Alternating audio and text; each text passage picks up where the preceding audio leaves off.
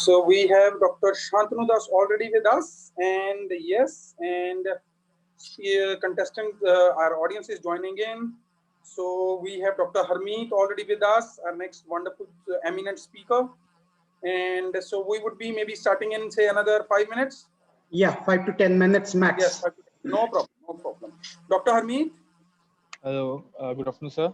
Very good afternoon, namaste, sir. Sir, we would be starting in say another 10 minutes because today we do the lunch break little late. Usually we So do no it issue, at no issues. Today lunch happened at 1:40. So Okay, maybe we starting by 2:15. Okay, no issue, sir. Thank you, sir. Thank you. Thank you.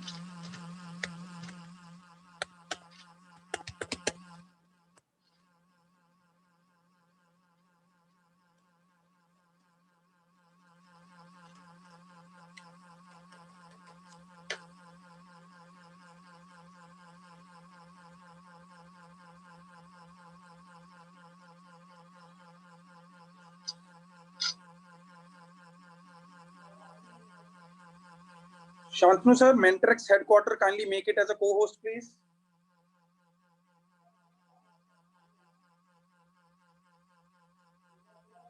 Thank you, sir. Thank you so much.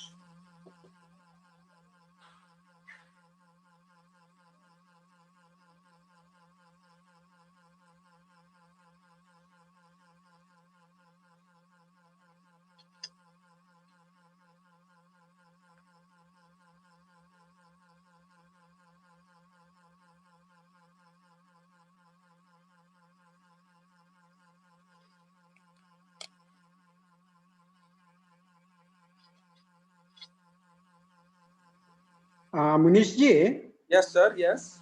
The creative what you have sent, no? Yes. Just a single letter if you can delete. Seshasdripuram, no? Yes. SH. H shouldn't be there. SE. I will check and getting it. That is why I send it for your approval. I will just cross check it and get it fixed. Okay, I'll then, okay. I'll then check it and let you know immediately. Yes, you just check the entire creatives and I'm getting it fixed then.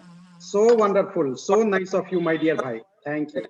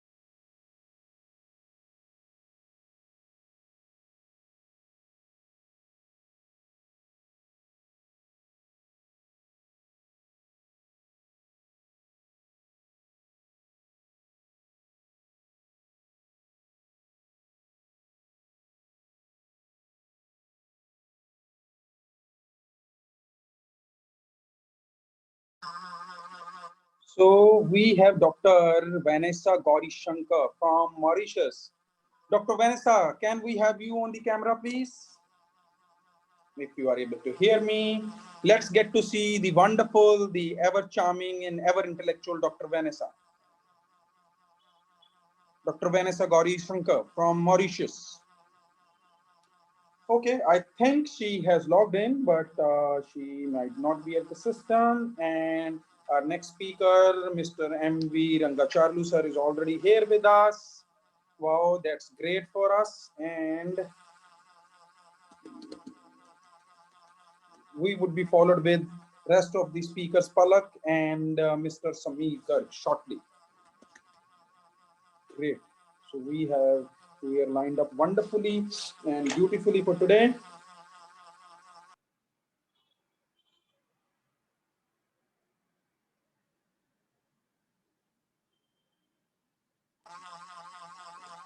Munishji. Yes, sir ji. No, sorry that I am speaking you right away. Yes, yes, yes, please. In the creative, I have sent you in WhatsApp. Instead of SFGC, no, make it Seshasdripuram Educational Trust. Let me see. Let me see. In the blue color, it is written, no, above our NR Panditaradhyaya sir. Okay, okay. That I'm getting converted to Seshasdripuram Educational Trust. Yeah, okay. And above that, Seshasdripuram First Grade College, Yalanka Newtown, Bengaluru. Yes, yes, that is coming. That is coming. So nice of you, my dear. My pleasure, Sarji. My pleasure. Getting it sorted within few minutes, right away. At your service. At your service. No, no, don't at. We are one soul. You are elder than me, so it is my duty to serve you. Younger no, not duty. It's me. I am you. You are me. Wow, wow, wow! Wonderful, wonderful. So that's indeed beautiful and commendable. So wow, Dr. Vanessa is here. Yes, the ever gorgeous, ever enchanting, the ever intellectual Dr. Vanessa GB Gauri Shankar from Mauritius, Nigeria, as well as now in India. So such a multi-talented, such a versatile women we have, commanding three countries in one go: India, Mauritius, Nigeria. Wow, wow, wow. Yes, this is the international. Yeah, this is the international tag that I have. Nigeria, wow. India, and Mauritius. Wow, that's the way it should be. Wonderful. You know, rather than looking like a professor, you're more looking like a Hollywood star. This is the usual line of host. I know that, Manish.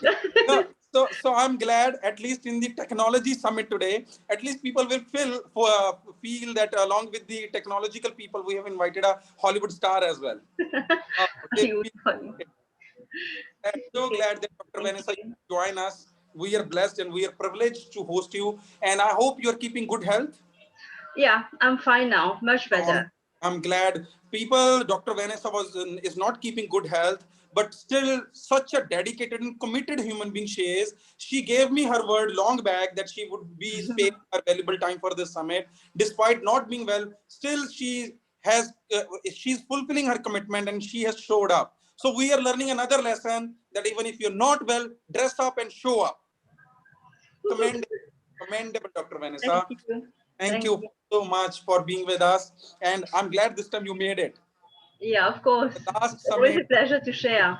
Yes, yes. I'm so glad that you made it. Your session will, we are going to start a little late today because we did little lunch break happened late. Usually lunch break happens 1 to 2. Today it was at 1:40. So now we are starting in another minute. We have a speaker and I think he will wind up at 3. So your session will start at 3. Yeah. Okay, no problem for me. Pleasure. That's indeed of you. So, Dr. Shantanu, let's invite our wonderful Dr. Harmeet Singh. Dr. Harmeet, can we have the privilege to have you on the camera? Camera, light. Sir. Sure, sir. Sure, sir. Wow, here is Dr. Harmeet in the spotlight. Another wonderful human being, another wonderful person, little extra dear to me. One, because he's from my hometown, Ludhiana.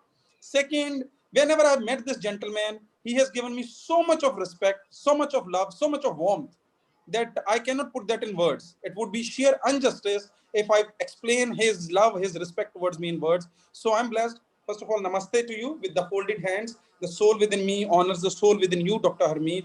Dr. Harmeet is the project head RoboNova at City University. So RoboNova itself is exciting and fascinating. I would really request you that, okay, whatever you're sharing today, your intellect, your expertise, your knowledge, your presentation, do maybe in a minute or two, do let us know what RoboNova is. So if we talk about RoboNova is this. Wait. First, we will introduce you properly.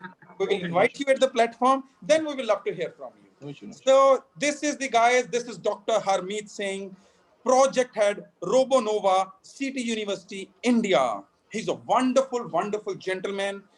Though working with technology, he knows how to work with human emotions as well. He displays sheer affection, sheer love, sheer respect whenever you meet him, and so much of intellect. He doesn't shows. The best part about him is you meet him, he talks all sorts of things, but he never shows his intellect, his part. He observes you very deeply, and I love that in him, and so much to learn from him. So wholeheartedly, we welcome you at the platform. With me, I have Dr. Shantanu Das. He's the visionary from Seshasdripuram First Grade College, Newtown, Yelahanka, Bangalore. We collaborately, this confluence of technologies, we collaborated together. It's his vision and we are giving it a shape. So today is the concluding day of confluence of technologies, whereby we, in the post-lunch session, we are discussing artificial intelligence, augmented reality, virtual reality, cryptocurrencies, blockchain, Internet of Things, biotechnology, nanotechnology, quantum mechanics, and cybersecurity. This conference started on 26th of this month. Over 3 days, we are hearing 22 speakers back to back. And then today we have wonderful lineup. Dr. Harmeet Singh is right in front of us. And you're already seeing our wonderful Hollywood star, Dr. Gayatri Gauri Shankar from Mauritius, Nigeria, India, and Mr. Sameer Singh Garg from the Billionaire, and Master Miss Palaksani. They will follow soon. And where we are opening the post-lunch session with Dr. Harmeet Singh, wonderful human being, wonderful person, project head, RoboNova, City University, India. And I'm introducing you, Dr. Harmeet, with Dr. Shantanu Das from Seshasdripuram First Grade College. Over to you, Dr. Shant. Thank you. Thank you, Dr. Munish. So in fact, it is yours, Nancy's, and our brainchild of this confluence, not only mine. So it will be not fair if I tell that it's mine. Really, it's, as I told you in the starting, I am in you, you are in me. So it's all ours. So with that note, I'd like to introduce Dr. Harmeet Singh, project head, RoboNova, City University. We are indeed overwhelmed to welcome you, Dr. Harmeet Singh, on behalf of Seshasdripuram Educational Trust, a 90-year-old organization which has been providing education for last 9 decades to poor, rich to rich, all different sections of the society. So Dr. Harmeet Singh is an extremely hardworking individual known for his skills in robotics and automation. He got his bachelor's and master's degree in computer applications. Then he went to Italy for PhD in biorobotics from the Scuola Superiore Sant'Anna University. During his PhD, he was also a visiting researcher at the University of Strathclyde, Glasgow, UK. Now he is mentoring students for innovative projects and helps them to reach the next level of the potential at City University. He is also an IIC Innovation Ambassador, MHRD. He has experience of more than 3 years in research and academics. He has published 11 papers in international journals and conferences. While in City University, he has made projects like prosthetic hand, prosthesis finger, agricultural robot, drawing robot, all-terrain robot, etc. He also has 4 patents. His background and areas of expertise resides in signal processing and machine learning, with particular emphasis on biosignal and multidimensional signals. His current research interests are signal processing and machine learning for autonomous systems and human-machine interaction, biosignal-driven intelligent systems, and healthcare. He is currently supervising several PhD students working on different projects. He is also the project head of RoboNova City University startup. I welcome wholeheartedly on behalf of Seshasdripuram Educational Trust, Seshasdripuram First Grade College, North Bangalore Science Forum, MentorX Global, RevUp, Hobo Robotics, Hoverboats India, Indian Institute of Science Alumni Association, Karnataka Science and Technology Academy, Research Foundation of India, New Delhi, for the 3rd International Conference, penultimate day, post-lunch. And the one single word I'd like to tell you, sir, how you are fascinated with the signal transduction. I tell in human process, there are 2 systems. One is signal transduction by inositol pathway or GTP mediated pathway, which we should understand. And the second one is complement system. That's how we should keep complementing each other. These 2 systems, which we learn from biological system, should be reciprocated everywhere. See, I am sitting here thinking something. Munish, from there, he picks up my word, signaling. So really, it's wireless. I don't know what is that. That's what biosignaling. And you work on signal and human-machine interface. Really salute you. So to take over and mesmerize us. Thank you. Wow, wow, wow. So leaving the platform open for Dr. Harmeet Singh.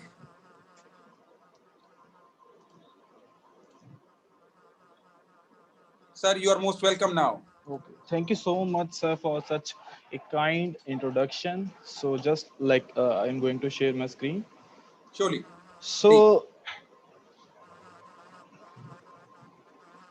so am I audible? And I hope I'm visible too. You are clearly visible and your presentation is super rocking. So thank you so much for such a kind introduction. So good afternoon to all. I am myself, Dr. Harmeet Singh, working as an assistant professor and project in RoboNova. So today I just want to talk about how artificial intelligence is helping to fight against COVID-19, or we can say the coronavirus. So I have divided this presentation mainly into 3 sections. So first, I will talk about how general public is using AI, or we can say that yeah, tackling this pandemic. After that, I will talk about AI's technology that our police is using in this situation, or we can say that to track the COVID patient and to sanitize the affected area. And after that, I will discuss about that doctors are also using AI for the treatment and the for research purpose regarding this virus. And last but not the least, I will also talk about my lockdown story, what I did in this lockdown period, and how was my innovator teams utilized this time. If I talk about innovator teams, in the beginning, yet you told that I am the project head of RoboNova. So in RoboNova, we have employees like our students are the employees, so we call students as innovator, not the students, we call them innovators. So we are teaching them from the beginning that yeah, you have to innovate from the beginning of your like studies. If it's you feel in the bachelor's and the master, yeah, you have to be innovator, you have to innovate in each and every field. Like if you want to travel from one place to another, yeah, you should be innovative, that I'm going for this vehicle. One of my students said that, sir, I don't have that much money for like a petrol and the fuel. So I said, okay, make a solar car. You can make your own solar bike. So he's making a solar motorbike. So let's start with the general introduction about AI. Yeah, AI refers to the simulation of the human intelligence machine that are programmed to think like humans and mimic their action. We all know that. The term also applied to any machine that exhibit traits associated with the human mind, such as learning and problem solving. Yeah, we all are aware about AI. We are using AI in our daily life. Either it's a smartphone, Alexa, or we can say that in car, automatic wipers, automatic headlines. Yeah, we are using AI in our daily life. But some of the people are not aware that, yeah, it's AI. They said, yeah, it's something. There's something very complex, but it's not that complex. If you just understand, it's just a piece of code, we can say that, and some sensors, some outputs, yeah, you can do. So in brief, before going into the actual the sections, we will just discuss about the applications of AI in different fields, so we can correlate our daily life with that. So if we talk about the applications of AI, yeah, it's just like brief I will talk about. If we talk about astronomy, they are using AI, so they can be useful to solve complex universal problems. AI can be helpful to understand the universe, how it works, origin. Even they are verifying the equation. They already verified equal to MC square using AI. They can do the simulation. It's helping there also. If we talk about AI in health care, Healthcare industry are already applying AI to make better and faster diagnostics than human. AI can help doctors with diagnosis and can inform the patient are worsening so that the medical help can be reached to the patient before the hospitalization. Yeah, we are using smartwatch and every stuff. Yeah, we can measure our heartbeat, stress level and every stuff. So we are already using AI. And if we talk about AI in gaming, so it's like we all know that in gaming we are using AI. If from the like 90s, if we are playing any game like chess and all stuff, it's AI because we are playing against computers. If we are playing against players, yeah, we know that it's not AI. But if you are now playing PUBG and all stuff, it's AI because everything is there. It's not manually because we are programming like that. And next, if we talk about finance, yeah, AI in finance industry are the best matches for each other. The finance industry is implementing automation, chatbots, adaptive intelligence, algorithm trading, and machine learning into financial progress. And next, if we talk about the data security, the security of the data is, we all know that is crucial for every company. Cyber attacks are growing very rapidly. So AI can use to make your data more safe and secure. If we talk about some of the platforms like AIG bot or AI2 platform, they are used to determine the software bugs and cyber attack in a very better way. And we already know the AI in the social media such like Facebook, Twitter, and if you call it Snapchat, they contain million of user profiles and which needs to be stored and managed in very effective way. So AI organize, manage massive amount of data. AI can analyze lot of data to identify the latest trend, hashtag and requirement. Just imagine if you are doing some chat in Facebook with some of your friends. So if you are talking about any laptop, or you can say that I want to buy a new iPhone. So next day, definitely you are going to see advertisement on your right side or anywhere. So you can see that advertisement means they are using AI. There's no one behind the the company that is doing manually. It's all about AI. They are doing using AI. And if we talk about next, AI in travel and transportation, yeah, AI is becoming high demanding. AI is capable of doing various travel related work such as making traveling arrangements, suggesting hotels, flights, best route. So yeah, it's automatically doing. If you visit to any travel website, yeah, they automatically make a recommendation for you. So they are using, even travel industry are also using chatbots. So we feels that yeah, some person is talking with us, but it's all about chatbot they are doing. So you can just book even the hotel just using the chatbot also.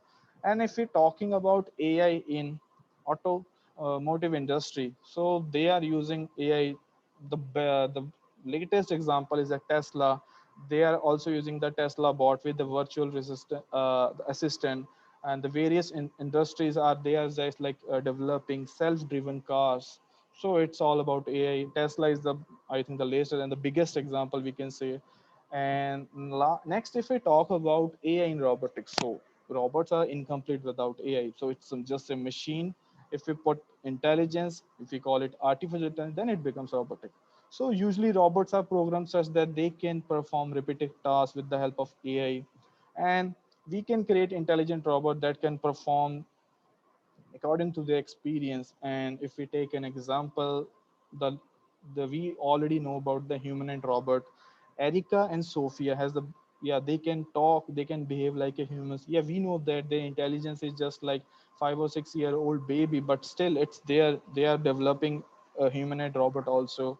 And next, if we talk about AI in entertainment, yeah, we are currently using a lot of apps, Netflix, Amazon, yeah, with the help of machine learning and AI, yeah, you can see the recommendation according to your, you can just see the recommendation next day, like this program or this web series is according to your So they are using in entertainment industry also. And if you're talking about AI in agriculture, yeah, agriculture is the area, yeah, that requires various resources, labor, money, time. So for best result, can we simulate that stuff before doing it in the real life?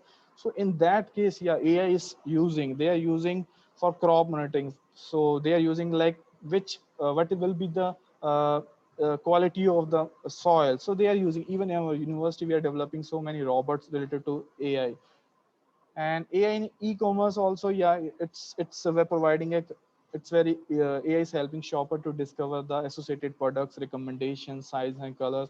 If you go to Amazon, if you like want to order iPhone 12, just imagine if you want to order iPhone 12. Next, when you just scroll down, you will see, yeah, iPhone 12 plus there is a case, plus there is a protector also. So it's AI. They are just making recommendations for you based upon your shopping list, or they will also see your carts. So when you next log in into Amazon account, it will be display according to the your interest.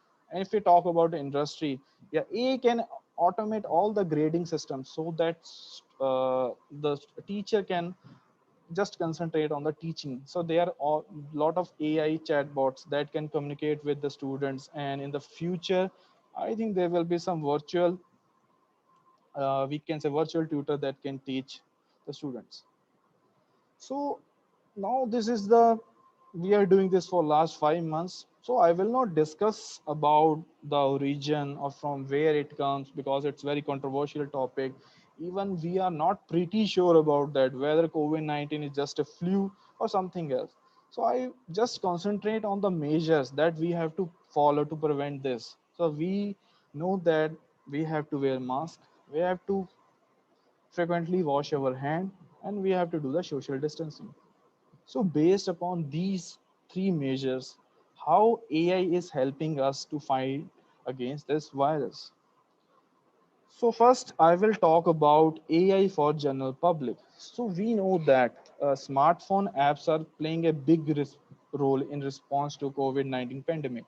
So there are so many apps on the Play Store. If we talk about iOS, yeah, that help the person so that they can use to track the infected people. They can give us the self quarantine guidelines, provide latest communication to the citizen from South Korea to Poland. There's million of people that are using this app. So technology has come to rescue in diagnosing those affected, identifying hotspots, and getting the real time updates. So there's some issues also using the smartphones. There's a problem of like we can data privacy is not there, but some of the apps are already working on this. So if we talk about the first app, that is Trace Together, it's a very popular app which can be downloaded by any phone number of like Singapore. So you can use that app. You have to turn on your Bluetooth, and if somebody will come close to you during that past 15 years, yeah, this app will tell you that that person was COVID effective. And this app does not collect the data about GPS location or Wi-Fi or any mobile network.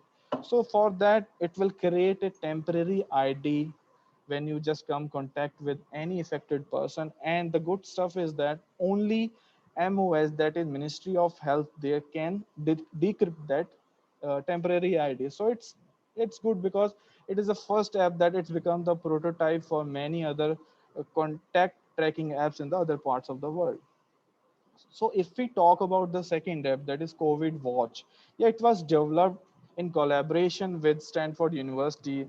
So again, the motive was same, that they have to use Bluetooth. If you come to any infected person in contact, yeah, you can. But there's distinct feature. There's a different feature is that there is no third party. They can track any data. There's, so we can say that is a full data privacy is there. So only government can track this stuff. And second is, so these two apps are there. And if we talk about India, so we have Arogya Setu. So within just 13 days of its launch, Arogya setup has been downloaded by more than 50 million users and has become the most downloaded app in the world to track COVID-19. So we are already using this technology. So this is developed by Indian Ministry of Electronics and IT to notify user if they come across someone who has diagnosed positive. So, but there is some more feature in that as respected to the last app, that it give you testing function. So when you install this app, there will be some questions related to your symptoms. So you have to answer that question. So you can say that, yeah, I'm not effective. Yeah, it's a good app because sometimes we get panic. Yeah, so I have a flu, I have this, so maybe I am positive, I'm affected. So these apps are good. You can uh, it's yeah, it's advised that you have to visit doctor, but before that you can just confirm that. So another good stuff is that this app also provide self quarantine instruction, and it is available in 11 language, and it's on Android also, it's on iOS platform also. And if we talk about the next app, NHS, okay, so this app is developed in England by NHS. Is the like innovation unit of NHS.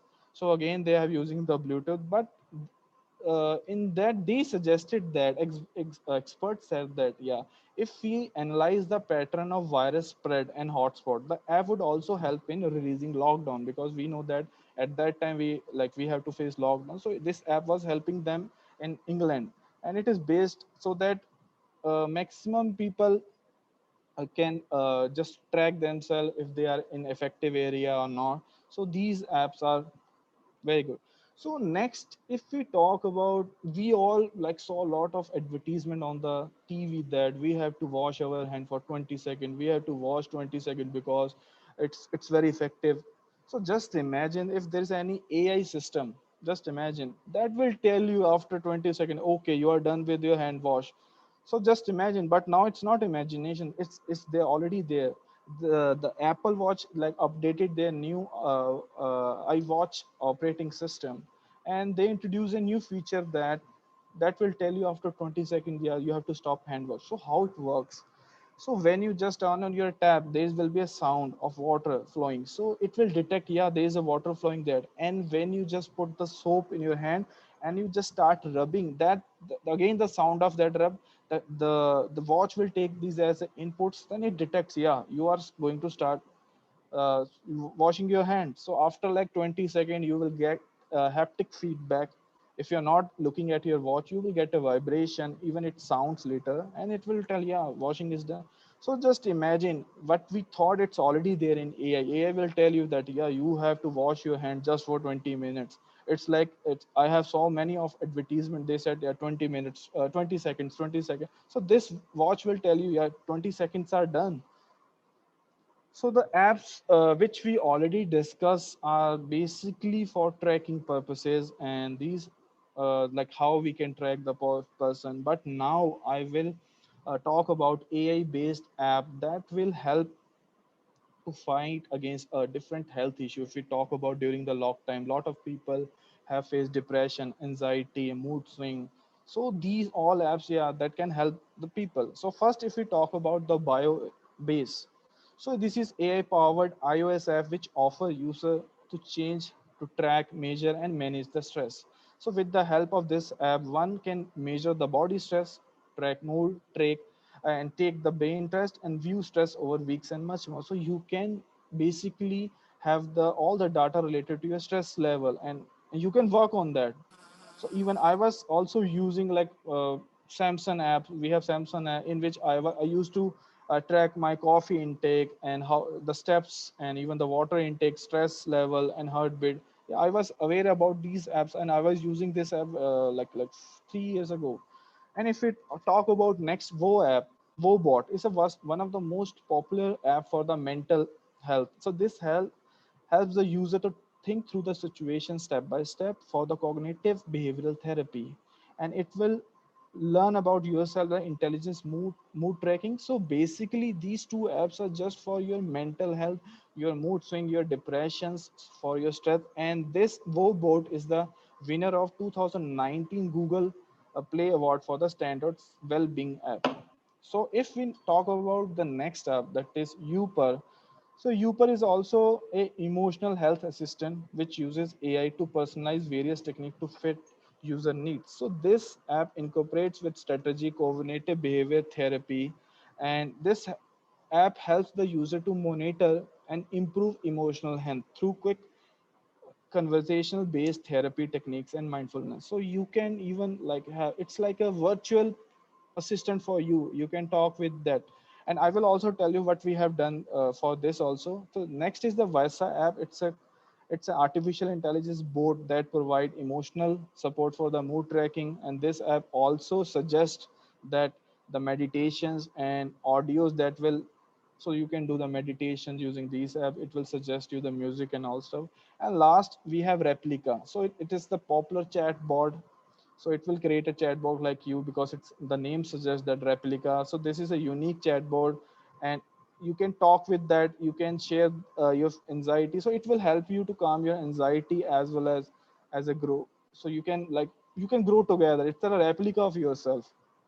If you talk about what we have done, so I will we have just made an artificial face that will create emotions for you. Like if you smile, if you're sad, the artificial face have a smile for you. So we are also working in this field. So we already discussed about the AI for the general public. Now I will discuss about how police, or we can say that the security officers are using AI to deal with this current situation. And first, I will talk about smart helmets. So smart helmets are used by police. So in order to like easily detect the coronavirus patient through thermal scanning, Dubai police and China police are using smart helmets with AI. So they also IR camera was there, so face recognition is there, and the car number plates readers are also there. So UAE is the first country to use this technology in the Middle East area. So these helmet can scan the body temperature of the person traveling in public transport and also get their personal details. And China is the first country in Asia. So these helmets come with the head-up display. You can easily just read the body temperature. So you have to just wear the helmet, and you can find if the person is like uh, effective or no. Also, this helmet automatically records the number plate of the car, and they can send to the higher authority. And if we talk about the next app they're already using, we all know that we have to wear mask. The world WHO suggests that there are two reasons for the transmission of COVID-19. First is like respiratory droplets, and second is the physical contact. So respiratory droplets are generated and when an infected person cough or sneeze. So any person in close contact, they said like within 1 meter with someone who has a respiratory symptoms like coughing and sneezing, yeah, is at a risk of being exposed. So we have, if we want to avoid that situation, so we have to use face mask. So wearing a medical mask is one of the prevention measure that can limit the spread of certain respiratory viral diseases, including the COVID-19. So if we talk about the face mask detection through AI, so this is used to detect a person without mask. It can be connected to any surveillance system installed at your premise. The authority admit can check person through the system to confirm their identity.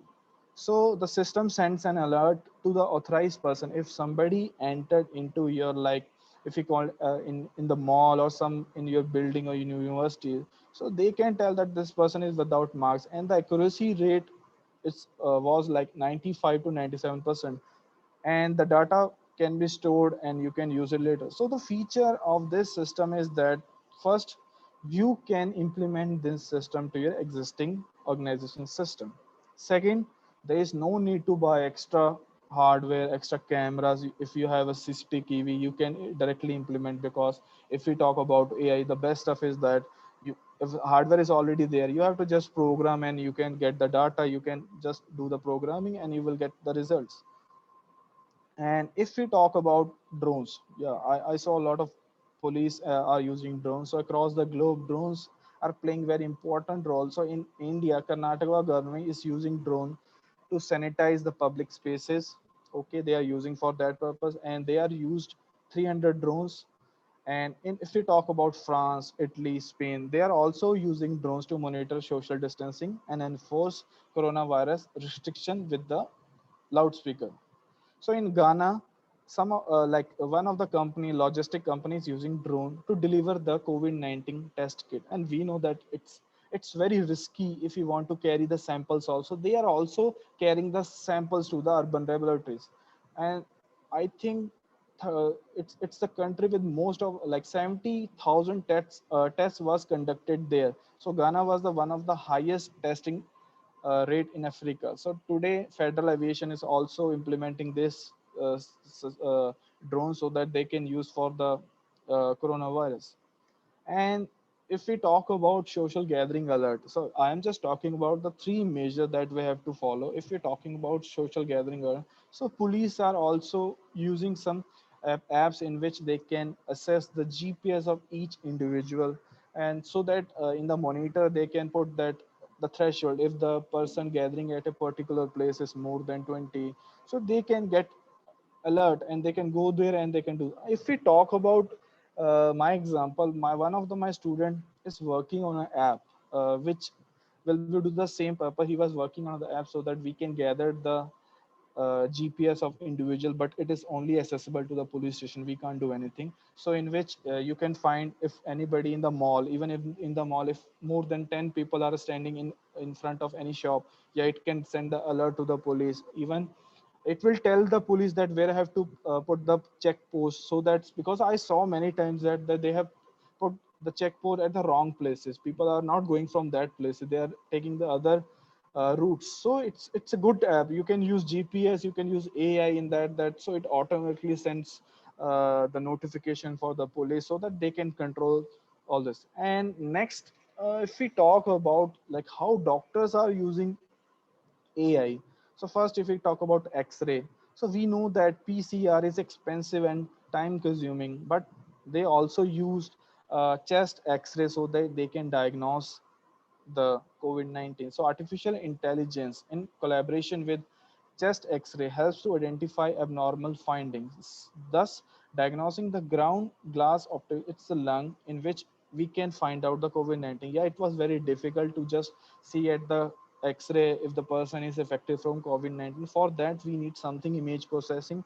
That's why they are using artificial intelligence. So if we talk about who has developed this, so AI developed by Cure AI.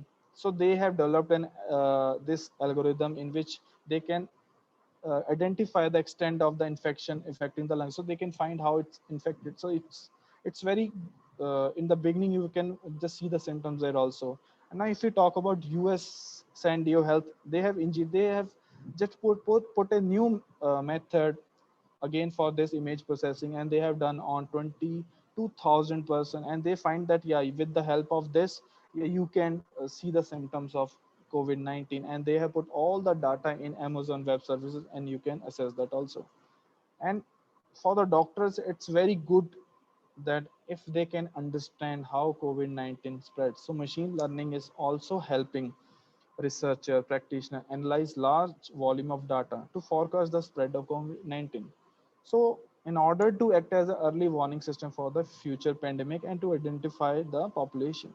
So if we talk about this also, the researcher at Chan Zuckerberg Biohub in California, they have built a system to estimate the number of COVID-19 infection that goes undetected and the consequences for the public health, and analyzing 12 regions across the globe. So using machine learning with partially with Amazon Web Services, they have developed a new method to quantify the undetected infections.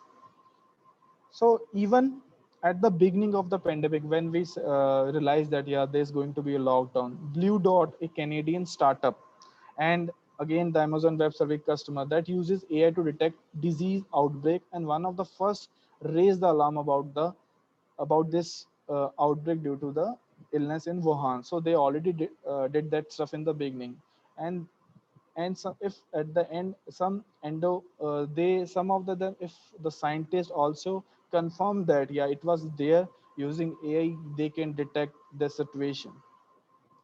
So if we talk about how doctors are using for the research and the treatment also, so we can say that it's increasing day by day, and they are putting all this data related to COVID-19 in a web service so that you can web database, you can detect that. And if some researcher want to do the research work, if they want to search a paper according to just COVID-19, they can found. If you just ask like the question that when the slavery viral load highest for COVID-19, so if you want to ask any question about this COVID-19, yeah, you will directly get the answer. And if you're talking about the field of medical imaging, so they are using machine learning for the images so they can directly see the symptoms at early age as possible. They are helping the radiologist so they can diagnose the disease as early as possible. And machine learning, yeah, they are using machine learning. Now if we talk about the medical robots, yeah, I have seen a lot of medical robots are doing so. As a robot in Texas A&M University, they examined that 120 press and social media reports from China, US, and 19 other countries. they found that most of the countries are using robots either in the aerial operations or in the ground. So in if we talk about inside the hospital, doctors, nurse, family members, even receptionists are using robots to interact in real time with the patient. And they are also using robots for disinfectant rooms, delivering meals for and the prescription, because we know that at that time it's very dangerous if we directly go to an infected person. So they are using the robots even if they want to carry the sample from one room to the laboratory. They are using robots. So if we talk about outside the hospital, public work safety departments are using robots to spray the disinfectant to the public spaces. And they are also using drone for providing thermal imagery to help to identify the infected citizen. And robots are also even rolling through the crowd, broadcast the public service messages about the messages and social distancing. And at work and home also, robots are using. I saw one of the example that retailers are teleoperating the robots to show the property from the safety of their homes, workers, buildings. So one of the hospital in China, they are developing, they are just building a new hospital. They are using drone as a lighting, so that they have used many drones together. They are carrying the lightning. And in Japan, and the student, one of the student used the robot to walk to the stage for the graduation. And the most funny stuff that I have seen in the internet, that the one of the person in Cyprus, he used to use drone to walk his dog without violating the stay at home restriction. So if we talk about these robots, yeah, these are the most important things. But the one of the thing is that they are not replacing the human beings; they are just helping them. So now, if I talk about my lockdown story, I think we all have to share our lockdown story, because we have to motivate our students, colleagues. So it's a very positive approach if we want to do this. So in the beginning, when we heard about this pandemic and we heard that yeah, there is going to be lockdown for like, we don't know, it's like an infinite time, like for 5 months, 6 months. So my team, I already told that I have a team of innovators. So we are very depressed because we are not connected physically, we are connected virtually. And I realized that at some places of India there is no internet, so students are not connected that much. So I used to talk with them, like in the first week, we said that can we do something, can we show our gratitude to all the like warriors that are helping us, like if we talk about police, safety guards, doctors. So what I did, I just went to university at that time. I bought a new 3D printer at home. So I start printing these badges. So we printed a hero badges at home. So with all safety and precaution, we went outside, we shows our gratitude by pinning these badges to police this. So in that case, my student was very motivated. After that, in my lockdown story, we have very less resources. We know that we have very less resources at that time, but we use that resources. I was going through one of the articles. I saw that they are using safety key. So what I did, I just downloaded from the internet. I 3D printed. Then I realized that, oh, it was not working, because we have to modify a lot, because there is no friction is there on the key. The key was not that solid according to the load of the door. So me and my team was working. So we did a lot of modification on the safety key. We printed that key, and we gave this key to a lot of people in the mall, so that they can use this key in lifts. If you are going to any public washroom, so you have to use this key.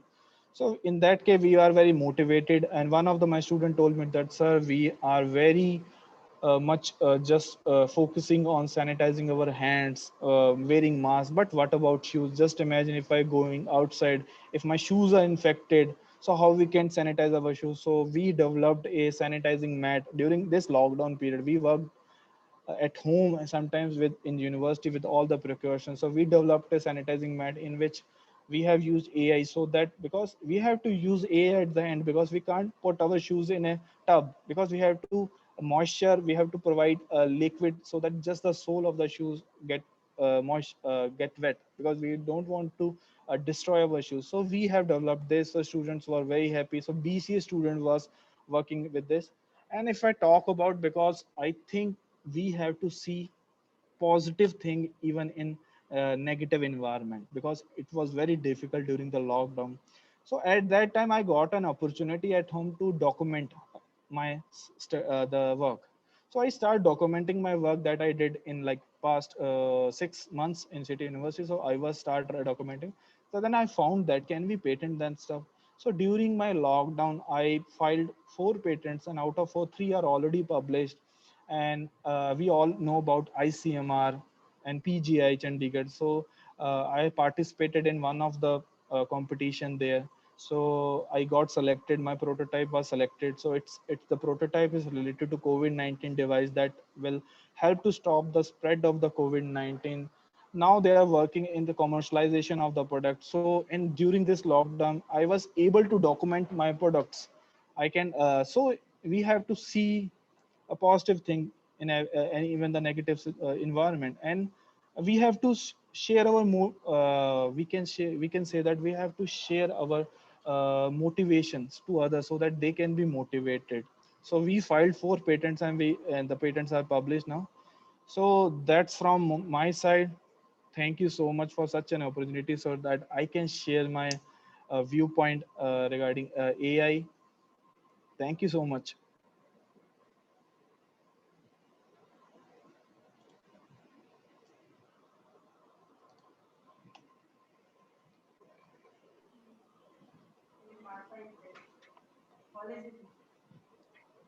Thank you, Dr. Harmeet ji. Thank you so much, sir. Yes. So I would like to request, if the participants has any questions or something like that, you can directly put on the chat box. So many people, kudos to Dr. Harmeet Singh. So would like to know that how you got interested into signal and robotics. Sir, actually, I did MCA and BCA, but I was very interested in robotics from the beginning. I want to develop something. Basically, I just want to concentrate on 3 stuff: healthcare, agriculture, and robotics. So I'm already interested in healthcare. Can we develop something for like amputees? Can we develop something that will help in healthcare? Like I have developed smart shoes, smart t-shirt. So basically, when I observe in daily life, so when I just came to City University, I observed that one of the student used to drag his feet. So I observed that stuff. I said that, yeah, it's not good for you. It's not good for your shoes, for your body, even for your personality. So just I have the real life problem. Then I worked on that. Can we make something for that? So we have developed a smart shoes there. Same with the smart t-shirt. One of the student used to have a back pain. And if you talk about artificial hand, because my PhD is in artificial hand, so we developed there. Basically, I just want to serve the humanity in any manner, even through technology. So my interest in that, I want to just serve humanity. So for healthcare, we are using that. For agriculture, we are using that stuff. Wow, wow, wow. That's wonderful, wonderful. I can see two intellectual souls communicating with each other. Hey, Dr. Shantanu Das has some questions about signaling, and here Dr. Harmeet answering them queries. Wow. I think we need a wonderful debate session planned with two of you, and with the more high-powered sessions happening soon. So we So will be definitely we'll have that discussion on signaling and robotics, and we can think of something. No, Yeah. I remember the one movie called if I am not wrong, Matrix yes, Reloaded. yes, yes. So where we can use the intellectuality of a person in US, in India, like that. Anyway, so really thank you, Harmeet ji. We wholeheartedly thank you on behalf of Seshasdripuram Educational Trust, Seshasdripuram First Grade College, North Bangalore Science Forum, MentorX Global, a rev up to speed up, and Hover Robotics, Hover Robots India, Indian Institute of Science Alumni Association, Karnataka Science and Technology Academy, and Research Foundation of India, New Delhi, wholeheartedly for presenting such a human touch technology for the human mankind. We are mesmerized by your talk and your passion towards serving the Thank, humanity and mankind. Really, thank you, thank you so much, sir. and Wonderful, wonderful. request you to That's join us at 4:30, Yes, so sir, for that sure, for sure. for a few minutes, so that it will be a great honor for us. Thank Thank you, you. sir. Thank you, sir. that's great. Thank you, Dr. Harmeet. Thanks a Thank you so lot. much, sir. Thank you so much, sir. Thank you. So now, And wow, who we have? as Dr. Shantanu Das already talked about Matrix movie, so we are going to introduce you with the Hollywood star from the Matrix movie itself. So on the screens, guys, don't get disguised that yes, though we have invited someone from the Hollywood, that's true, but it's Dr. Gayatri Gauri Shankar. She is a world acclaimed educationist.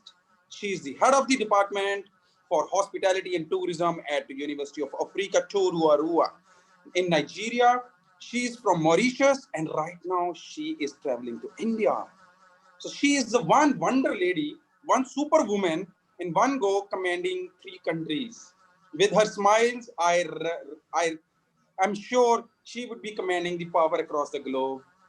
I'm still not sure whether I have invited a highly acclaimed educationist or I have invited some Hollywood star. So on that note, with my folded hands, I invite you at the Confluence of Technologies with MentorX and Seshasdripuram First Grade College, Newtown, Yelahanka, Bangalore. We are indeed blessed that despite not being well, still you are here and you accepted our invite with all your gratefulness, and you are here with us. It's indeed a matter of privilege and as well as an honor for us. Here I have Dr. Nancy Juneja with me, who is the co-founder of MentorX, as well as she is the global chairperson for WoW Women, MentorX Women, a global solidarity sisterhood program across the globe. And then we have Dr. Shantanu Das, the visionary from Seshasdripuram First Grade College, Newtown, Yelahanka, Bangalore. Let's quickly have Dr. Nancy here, and then a formal welcome by Dr. Shantanu Das. Dr. Nancy. Thank you so much, Dr. Jindal. It's indeed a pleasure to have you, Dr. Vanessa. I've heard a lot about you and eagerly waiting to hear you. And I'll say, it is a journey of empowerment, youth empowerment, and you are the torchbearer of the society. You've been doing so much, and now it's the time to, collaborate and do further for the betterment of society. Thank you so much, and we welcome you at our platform. Over to you, Shantanu. Good afternoon, madam. So we welcome Dr. Gayatri Venetia Gauri Shankar, Mauritius. Dr. Gayatri Venetia Gauri Shankar is a citizen of Mauritius. She holds a PhD which cuts across 3 disciplines. We find it too difficult to just get one PhD with one discipline, and she has cut across 3 disciplines: tourism, communication, and marketing. This was a merit scholarship based on her outstanding academic achievement. Venetia was a gold medalist for her first degree in tourism and hospitality, University of Technology, Mauritius, following which she was awarded a fully funded scholarship by Tertiary Education Commission of Mauritius in order to pursue her MPhil and PhD. And on this note, I'd like to tell you here that we have 3 Mauritian students, out of which 2 are they have scored around 95 plus in their first 2 years. So Mauritius, I think, and she was awarded a further fully funded scholarship by the University Grant Commission of India for the completion of her doctoral study. Her supervision team for MPhil PhD comprised Professor Chris Cooper, Oxford Brookes University, Oxford, and Professor Ramesh Darbari, Bedford University, UK, while her examiner team composed of Professor Van Hill and Professor Richard Sharpley, University of Centre, Lancashire, UK. Dr. Venetia is engaged in a number of research collaborations in India. She is a research coordinator at Central Tourism Research and Development, Lucknow. She serves as an adjunct faculty for lovely professional university, Jalandhar, and she is a visiting faculty for National Institute of Tourism Hospitality Management, Hyderabad. So instead of reading her profile, I would now request her, because she is also actively promoting women empowerment through her affiliation with All Ladies League India and the World Advocates in Tourism and Women Academics in Tourism. She serves as a national coordinator for WELI, Women Advancement for Economic Leadership Empowerment, an international organization based in Nigeria and which caters for the cause of women, widows, and young girls. Venetia has been conferred various awards for her contribution in research and women empowerment in India, Mauritius, and Africa. 3 disciplines in PhD, 3 countries. I don't know what all 3s you have. So thank you, madam. Wonderfully So I request you to kindly address this eminent delegates and give your Shri triple vision. Okay, so good afternoon, everybody. It's a great pleasure for me to be with you today. It was long due. Dr. Munish Jindal, he knows about the moment at the very first, I think it was the beginning of COVID, and he was trying to contact me, and I have not been able to deliver. At that time, I was in Nigeria. And today I'm in India, and I'm very happy. And whenever I get an invitation from India, I never hesitate. I never even think two times, because India and me, there is a connection. I don't know which connection, but we have a connection. So today, as Dr. Jindal approached me, he wanted me to talk about virtual reality. So I will talk about virtual reality. I'm not a technical person, but what I'm going to do, I am from the tourism background. I have tried to merge virtual reality and tourism because I wanted to give it a different dimension, apply my knowledge into that, and also it was like a learning experience for me to learn new things. So I would like to share my screen first, and I hope that I will be able to do it. Yeah, I want to share my screen. Just a second, huh? Yes. Oh, can you see my screen? Not Can you yet. see my screen? Yeah, now we can. We can. Yeah, I think, yeah, okay. So let's start. So today I want to talk about the value of virtual reality in tourism. And to start with, I would like to ask, I'm sure that so many people are listening to me just now. I'm sure that many of us did not have a chance to travel to other countries. Let's say, for example, we are in India and we always watch movies. We see France, we see Switzerland, so many Bollywood films in Switzerland. Wow, it's so beautiful. Some of us may have a chance to travel to Switzerland, but some others probably they won't have any chance to do that, or probably later when they will start working, they will save some money and they will go. So in the meantime, what they can do, obviously, previously what we were doing, we were watching, we were trying to see pictures, we are trying to see films and videos. But today, with the magic of virtual reality, there is a possibility to live those experiences even if you're not there. So to start with, I would like to share a video with you. I just hope that I will be able to do it. And I want you to see the magic of virtual reality, because I'm sure that many of you have never been to Dubai. So I want to share this video, which is a video in 3D, to let you have a feel of what is the magic of virtual reality, what is a 3D. So let's start.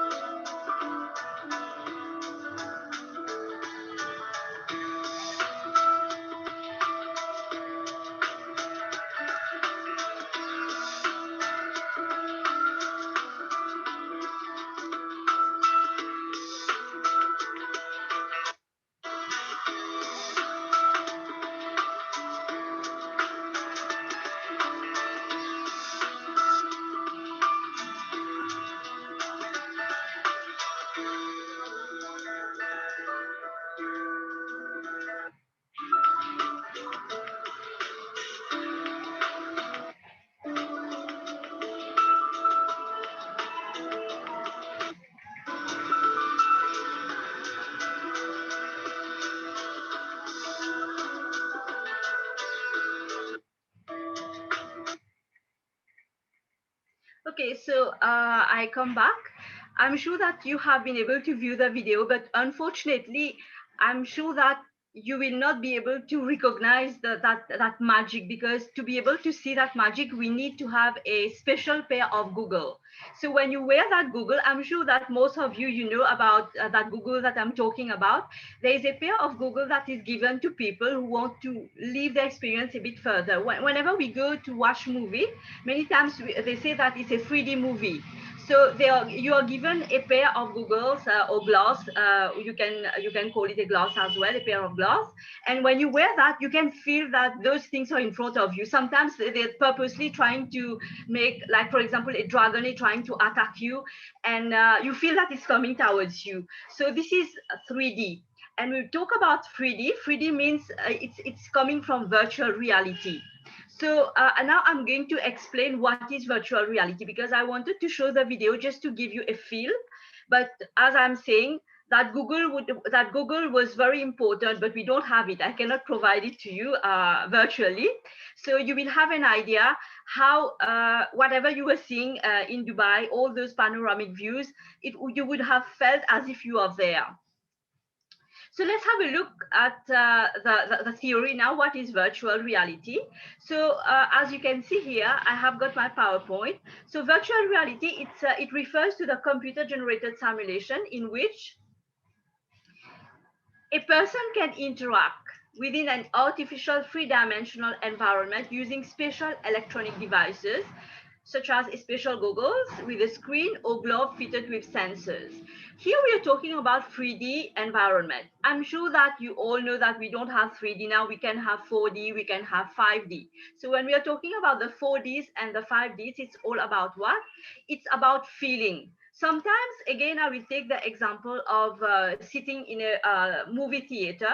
You're watching a movie, you're watching a film, and suddenly they show you that it's snowing and it's really very cold. And you have that feel of, it's, oh my God, suddenly it's cold. So where this cold is coming from? So this is about the 4D.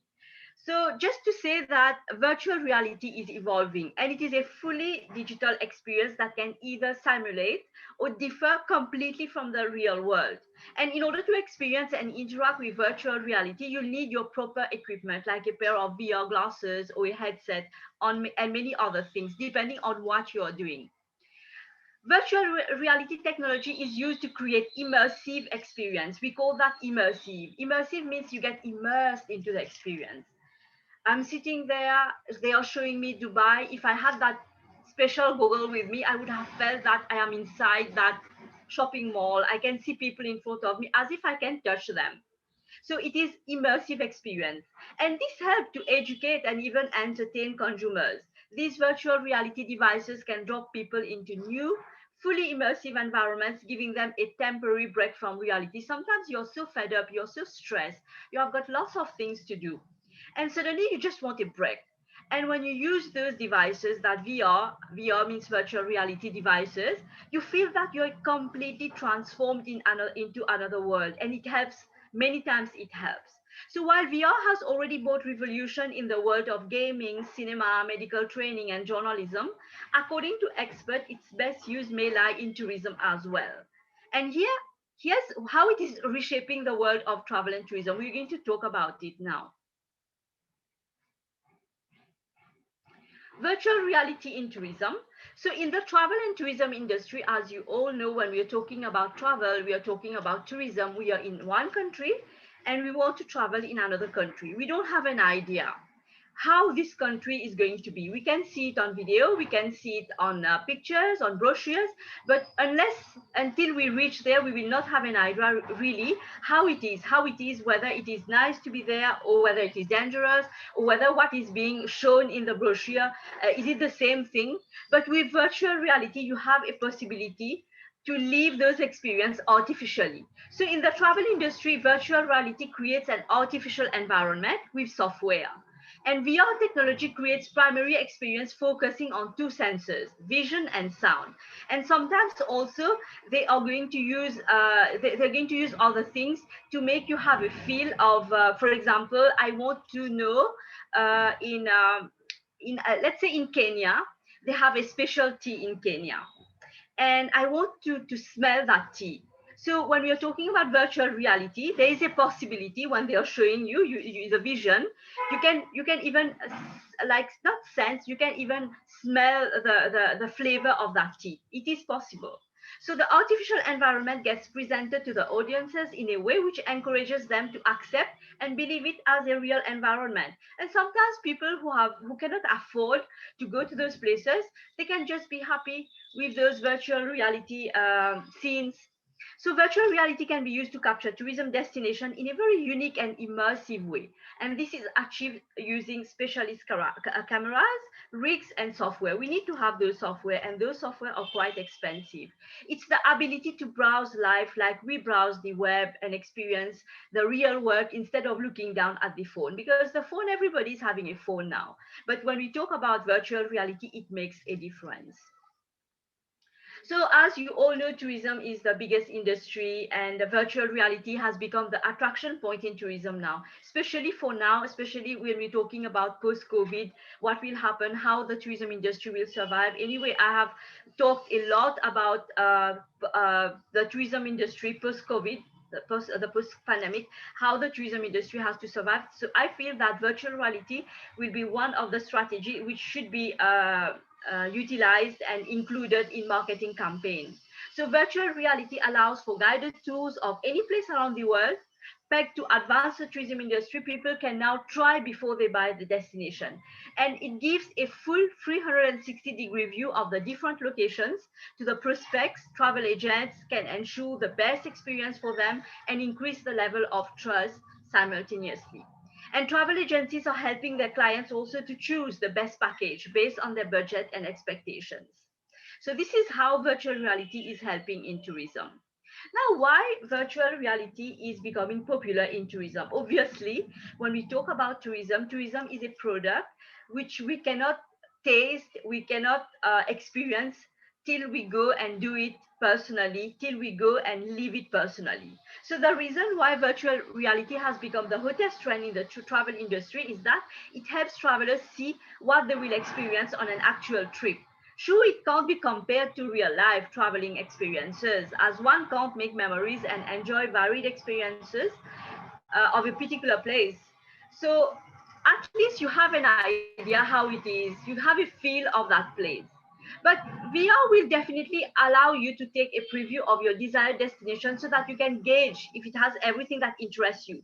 Sometimes you see something on a brochure, and then when you're experiencing that destination via virtual reality, you realize that, oh, I think that this is not the place where I want to go. So you are not going to spend your money, because it's big money when you're traveling. It's not only about the air ticket, it's also about hotel, it's also about connections, it's also about so many things.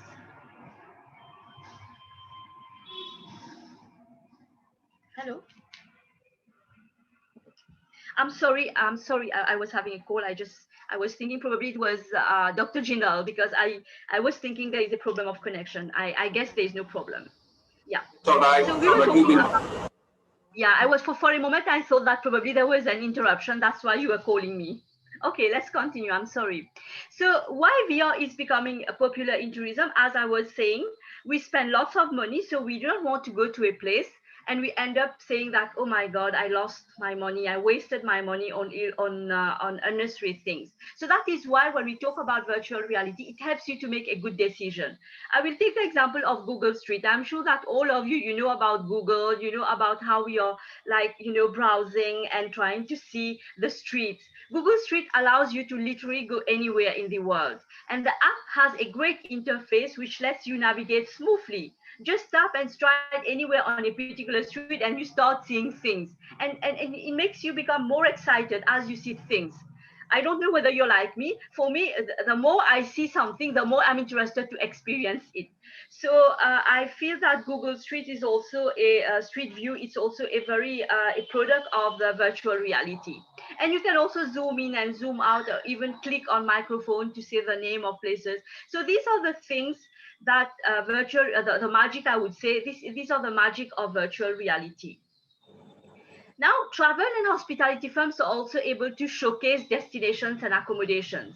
And the interactive technology allows potential guests of a hotel or resort to explore and experience the ground before booking. Sometimes, you know, hotels, they are going to show you a picture on the brochure, even on videos. But then when you're experiencing the hotel, the places, you explore the places via virtual reality because you have the possibility to check all the corner of the hotel. So this gives you an indication what are the things that are there or what are the things that probably you won't like.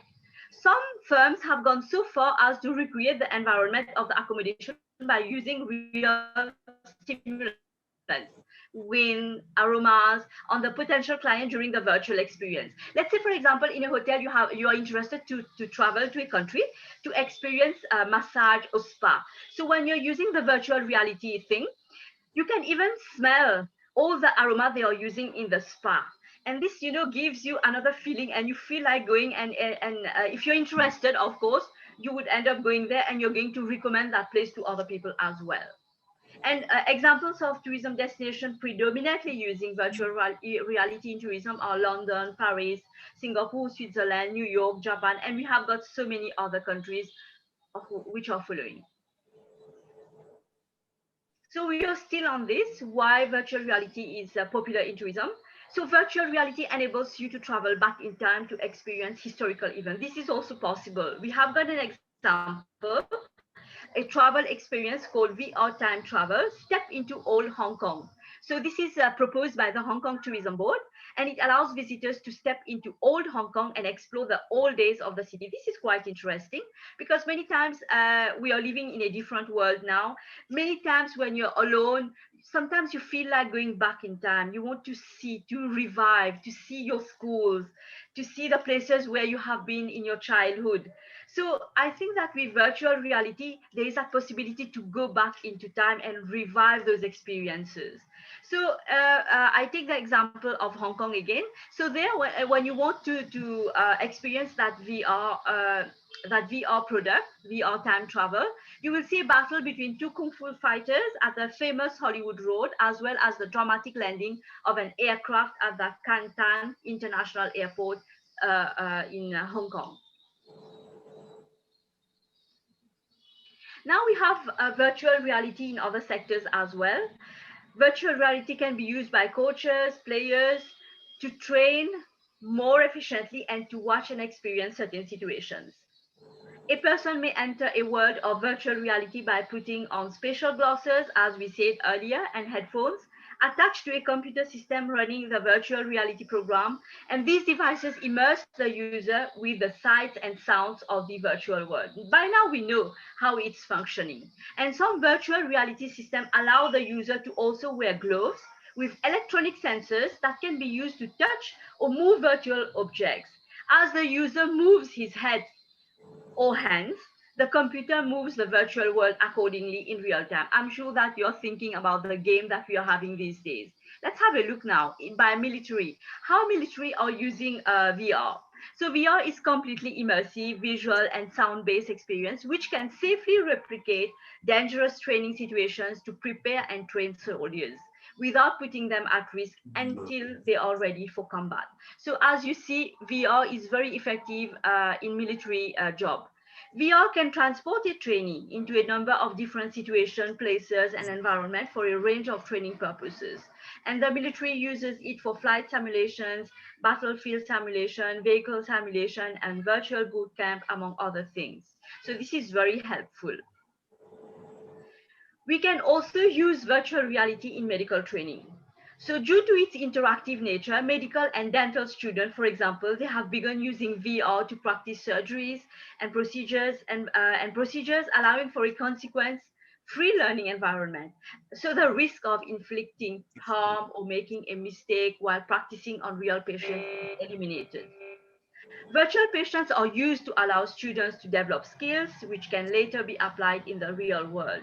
And again, still in medical training, using VR technology is an effective way to not only improve the quality of students in training, but it also presents a great opportunity to optimize on costs, especially since health services are continuously under pressure with tight budgets in many countries.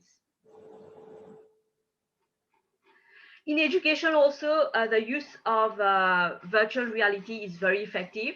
eh? Students are able to interact with each other, and within a three-dimensional environment, they can also be taken on virtual field trips, for example, to museums, taking tours of the solar system, going back in time to different eras. So virtual reality can be particularly beneficial for students with special needs such as autism as well. In tourism, it's really very important to have virtual reality because many times to understand tourism, you have to be a tourist. I always say that. But not all students will have the opportunity to travel to many countries. So sometimes what we use the virtual reality devices to make the student have a feel of other destinations so that they can understand at least what it is to be a tourist in another country. So virtual reality is offering virtual expedition as a learning tool for classrooms in combination with cardboard viewer. An older example includes the Fantastic Voyage project developed at University of California. For those who don't know, the virtual reality project of we are talking about Fantastic Voyage, it tackles what has always been a major challenge for medical trainees: how to visualize a heart in action in 3 dimensions. So through that VR goggles, they can now travel inside the heart and explore congenital heart defects as if they have been shrunken to the size of a peanut. So how can you see the magic of VR? So with VR, you can go inside the heart and explore all those places. It's very beneficial for trainee doctors. So the benefit of VR in tourism. So the primary benefit of virtual reality in tourism and travel industry is to initially provide a kind of try before you buy option. This is very important because traveling is very expensive and we don't want to spend our money, waste our money on something which we don't like. So the immersive nature of VR enables everyone to experience a virtual version of a hotel room, attraction, or a unique selling point. So VR can cause strong emotions more convincingly than just viewing images or reading customer reviews that they can achieve on Make My Trip or going online and see the reviews of other people. Because customers require lots of information before they book a hotel room, they can significantly shorten the process of researching and seeking information by using VR. So instead of going here and there, wasting your time, going browsing different kind of search engines, and each people, they are giving different kind of feedback. Some people would say, wow, it's fantastic. Another would say it's horrible. So how can you make a decision? So you make your own decision based on a VR. So you use the facilities provided by the VR to make your own decision. So VR experiences offer an effective way to show customers how their stay could look like and give them confidence that they are dealing with a honest vendor with nothing to hide before arriving at a purchase decision. So with VR, you won't have to score hundreds of websites, just I said it, to make your itineraries and plan your vacation. It's the quickest way to do a detailed research on a destination. So this is the new way how tourists are making decision now. You can simply teleport yourself into an experience to gauge if it is similar to what you expected. And if it does serve the purpose, you go ahead and you make a short list of your trip. So when you have a fair idea that you will be able to do things that you love doing in a particular region, there is no room for doubt and planning becomes hassle-free. Now, applications of VR for tourism companies. How tourism companies are benefiting from VR. You have travel agency, tour operator, DMOs, means destination management organization. They entice, you know what is entice? Entice trying to, like magic, trying to attract them, entice travelers to their package or customized holidays. People would be able to see the 3D videos of the highlight of the holiday they desire to buy, and this will especially help smaller and lesser known destinations. Sometimes some destinations, they are not well known. We call that post-conflict destination. Maybe people will not know about Haiti. I have written a lot about Haiti. It's such a beautiful country, but people doesn't know about Haiti because they are not marketing enough. But if you go using the virtual reality device, you will be able to explore Haiti, and probably you will be the first person to say, oh, I want to go to Haiti now. I don't want to go to other islands. So in hotels also, they are using to showcase their accommodation options and the destination they are located in, what other facilities we are having. So giving a 3D view of hotel rooms, suite, restaurant, lawns, boardrooms certainly help customers to experience the facilities before booking. Airlines also, it's very important for airlines. The airline industry, they have started soaring into the world of virtual reality and augmented reality. Somebody else, I'm sure, will talk about augmented reality. So they can give the passengers a glimpse of a destination before booking a flight. Qantas Airline has made the best use of virtual reality so far. The airline launched a travel service, a trial service, sorry, which gives passengers a unique experience in an interactive 360 cinematic video format. And I would try to show you that. I hope that I will be able to do it. So I hope you can see that. The Qatar Airways A380. It's all in the detail. You can see how it is. Of course, if you have the Google with you, it would be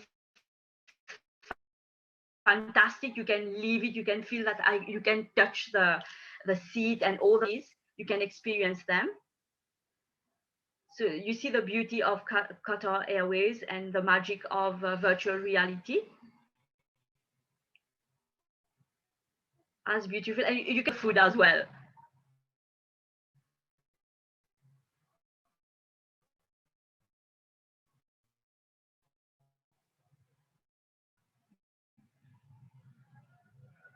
So this was a bit about has been using virtual reality to showcase the inside of their craft.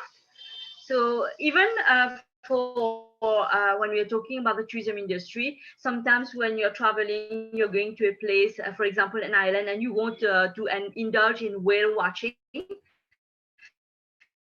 So by using those kind of virtual reality, the whale, you can see the babies, you can see the babies playing. So it's very interesting. We are going to see now what are the types of virtual reality that we have. There are three main types of virtual reality used today to transform the world around us. These are the non-immersive one, the semi-immersive one, and the fully immersive simulations. So to get a better understanding of how it is, we're going to have a look. Have a look at this now. This is the fully immersive simulations. You can see someone as if he's flying and he has got the Google on him, and we don't know what he's seeing, but he's enjoying it.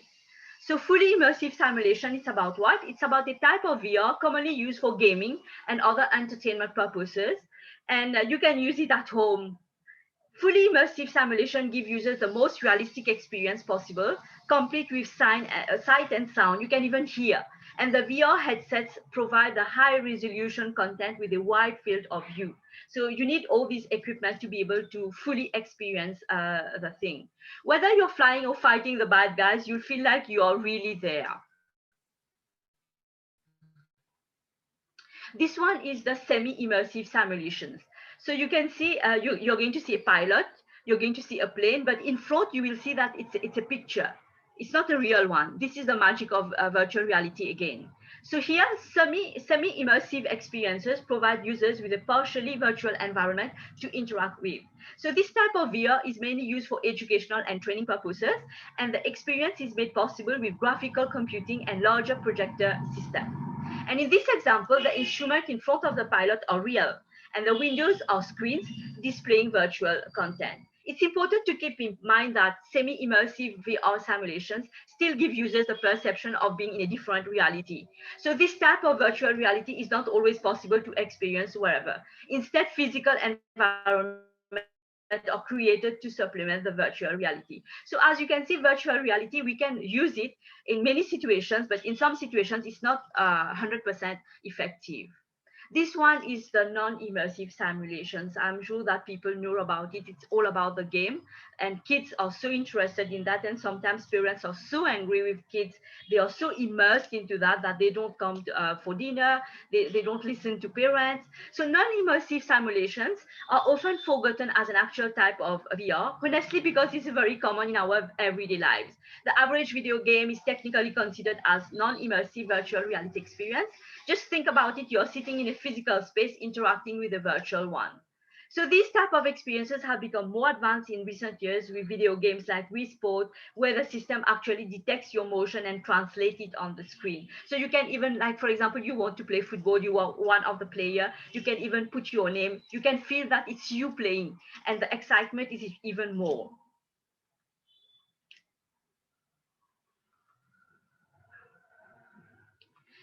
So maybe some statistics on virtual reality which can give you an indication of how virtual reality is gaining increased importance in today's life. As VR awareness sets in, so does VR usage. So these statistics showcase the increasing numbers behind consumers in using virtual reality. For example, we have got 22.4 million Americans. They are already virtual reality users. And virtual reality is expected to generate $150 billion in revenue by 2020. This is predicted by Fortune 2015. So you imagine this is big business. 66% video, while 60% of consumers are interested in VR for gaming. Around 3.1 million people are subscribed to YouTube 360 channel. YouTube how people are interested to indulge in VR magic. Facebook now hosts 70 million 360-degree photos and 1 million 360-degree videos. So far, these videos have generated 580 million views. So this is coming from Tech Trends. 62% of parents agree that VR offer educational experience for their children.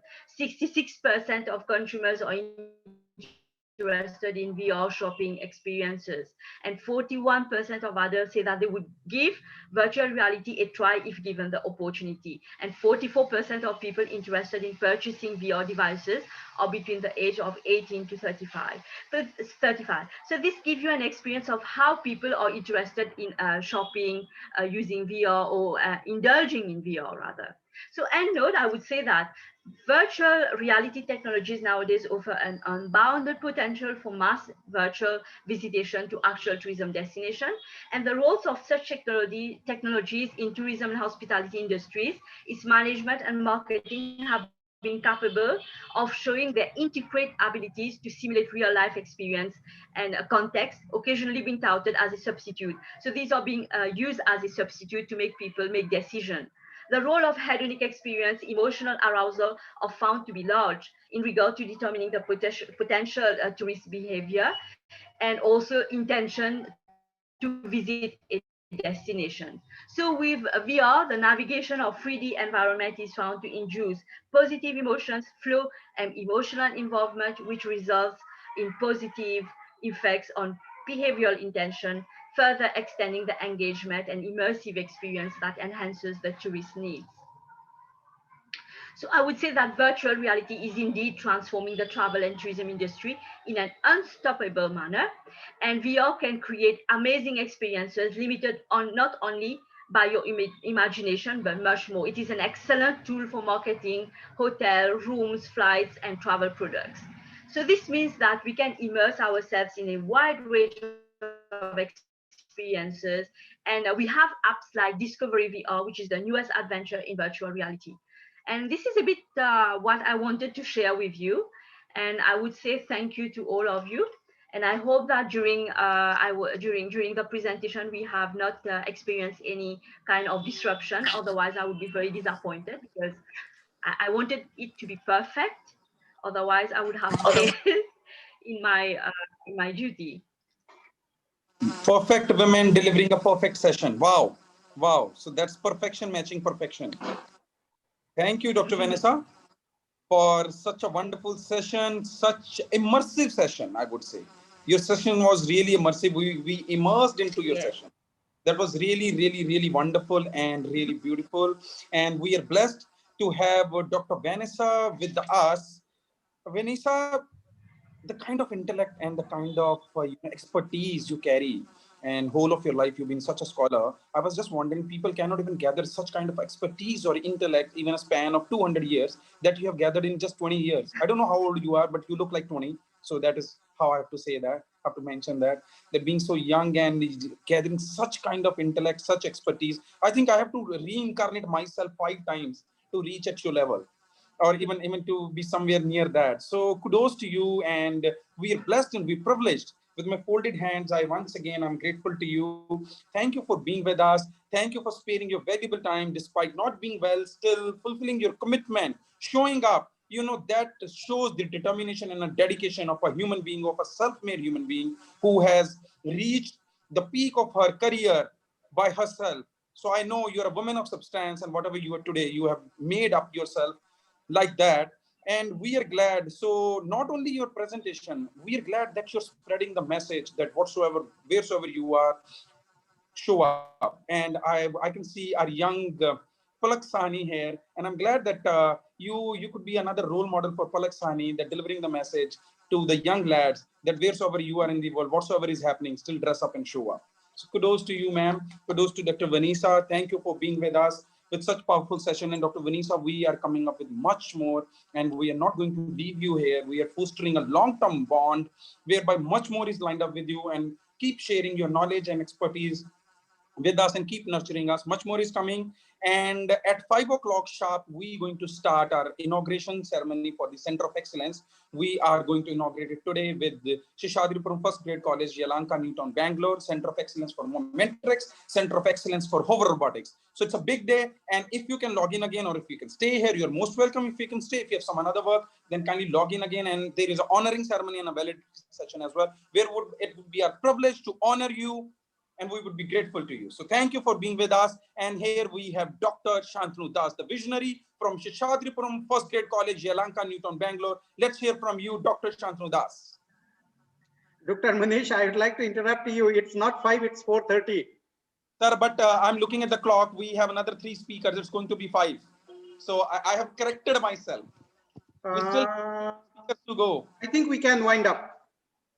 Because no the dignity, even if it's at 5 o'clock, still good with us. Because we have Palak Sani with us, we have Sameer Gargji with us, and we have another next speaker is MV Rangacharlu sir. So either we can request all of them to wind up in another 45 minutes. Yes, that's true. The reason is because the other delegates, esteemed people have lined up at 4:30. Okay. So, okay. So Palak is anyways lined up for 15 to 20 minutes. So same is Sameerji. So we can request Mr. MV Rangacharlu sir to wind up in 15 minutes. Thank you. Done. And your closing words for Dr. Vanessa. Dr. Shantanu. So Dr. Vanessa, indeed it was as I had been telling you. So all threes. So like that you have done triple management, a triple cut across 3 disciplines. You have staying in 3 countries, and now you have given us 3 different views of hospitality, management, tourism, communication, whatnot. So I think you deal with everything in 3s. So really wonderful. Shiva is three eyes, the third subconscious eye. So I wholeheartedly thank you on behalf of Seshasdripuram Educational Trust, 90-year-old organization, Seshasdripuram First Grade College, North Bangalore Science Forum, Mentorex Global, Hover Robotics, Hover Boats, India, Indian Institute of Science Alumni Association, and Research Foundation of India, New Delhi, and Rev Up. Thank you wholeheartedly on behalf of all of them for sparing your kind time and enlightening us. So thank you. Thank you. So now sorry to interrupt, sir. Yes. To add upon, I'll just take a line. Dr. Vanessa. Yes, Dr. Just Nancy. a minute, yeah. So, Dr. Vanessa, when Professor Shantanu was mentioning, I feel the 3 E's which should be there with you is energy, excitement, and enthusiasm. You are emitting so much good energy and enthusiasm all around that you are setting an example, a benchmark for the youth here. So, keep spreading empowerment, keep enlightening masses, and we look forward to your support always. Of course, it's always a pleasure. I say that whenever something comes from India, I'm always, I'm here. Wonderful. Wonderful. Great. Beauty with the brain. Connection. Wow. See, Dr. Shantanu, she's picking up the connections. Great. Wonderful. So that's the beauty with the brains. So thank you, Dr. Vanessa. Much more is coming. So now let's welcome our next guest, Mr. MV Rangacharlu, sir. Wow. What a wonderful human being, and wearing various hats, different corporate journeys, carrying experience of more than 3 decades. Sir, we are having you on the camera. Wow, I can see Rangacharu sir, I'm putting him in the spotlight. And there you go. Sir, namaste. Sir, can you rotate your camera? Can you rotate your camera, please? So that we can... Yes, yes, so that audience can see you in the right frame. No, sir, you have to the other way. I mean, if you're in the landscape, then do the portrait. If you're in the portrait, then kindly do the landscape. You want it in landscape? No, I'm in landscape only. So, but no, you are not on the screen. Then you have to do it the portrait, sir. Then kindly convert it into the portrait mode. That will, I think, I have fixed the camera. I think you can change it from there, isn't it? No, I don't think so. I can change. No, I cannot. Your camera only you can change it, sir. I cannot rotate the screen. Otherwise, for everyone, you are right now. You are in the vertical. We need you horizontally. I'm actually my camera is in my camera. I'm being seen horizontal. Oh. Anyway, So I don't know, but whatever way you have to rotate the camera. That is what I'm trying to say. So try to rotate. We'll tell you when the position is right. So just rotate the camera. You can see all the participants. We need your angle like that. I think she angle is not correct. That is what I'm trying to say. My camera is fixed the way it was.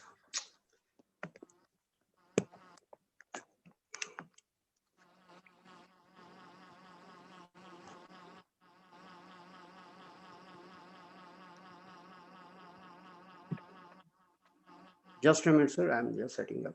No problem, sir. Take your time. We are waiting for you. And in the meanwhile, we have our wonderful Palak Sahni with us. She's a young girl becoming one. Oh, yes. Now it's beautiful. Now it's perfect, sir. Now we are sorted. Now the audience can wonderfully, clearly see you. So that is M.V. Rangacharyulu, sir, from India, carrying experience of more than 3 decades. Sir, with my folded hands, namaste, and I welcome you to our platform. Thanks a lot for being with us. You are a role model and inspiration, not only for me, but for the masses.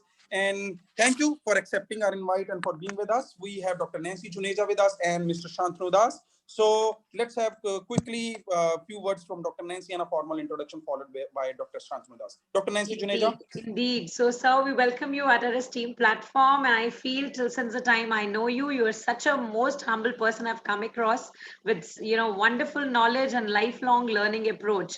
You have been there in the field since almost 2 decades now, corporate, academia, and the vision that you shared with me is much to make education relevant, to make India self-empowered. So we look forward with the curiosity to look forward your perspective today. And over to Shantanu, sir, to introduce you formally. Nancy, madam, I'd like to request you that if you can. Yes. Yeah, sure, sir. So indeed, it's my pleasure, sir. So Mr. M.V. Rangacharya, sir, is a senior manager, retired senior manager from PNB, Punjab National Bank, and a trainer, coach, consultant by profession. He has been into branch banking experience for more than 2 decades and corporate office experience of 17 years, including agri-business strategy and policy formulation and CSR functions. He is an international certified career coach program, Foundation Level 1 and Mindler, co-branded by Career Development. He has been instrumental in formulating corporate level policies for financing agribusiness projects, microfinancing institutions, and financing against the warehouse receipts. I feel with the vast experience Sir carries, we are indeed looking forward to his session, and all of the youth present here, all of the CEO, CXO, and all the people who are watching us streaming live. We are looking forward to your session, sir. Over to you, sir. Thank you. Hare Krishna. I start with invoking blessings of Goddess Saraswati, because without her, nothing is possible. Then I express my deep gratitude to all the people listening to me for giving me this opportunity, particularly to Shantanu Das ji and Dr. Nancy, because you have pitched me on the last day against people like Gulshan Sharma ji, Dr. Venkatraman, and Madam Gayatri, who are by knowledge profession and position and glamour have put me in a very difficult situation, and it's a challenge for me. Now, let me discuss about myself. I am not a perfectionist. I explore, I experiment, and I expand. Like Sadhguru Jagi Vasudev said, life is full of possibilities. And this COVID-19 has really made us experience that possibilities. So when we speak about cyber security, I would like to speak about cyber security. I would like to say that in the bank, I grew with risk management from the very basic levels during the last 2 decades.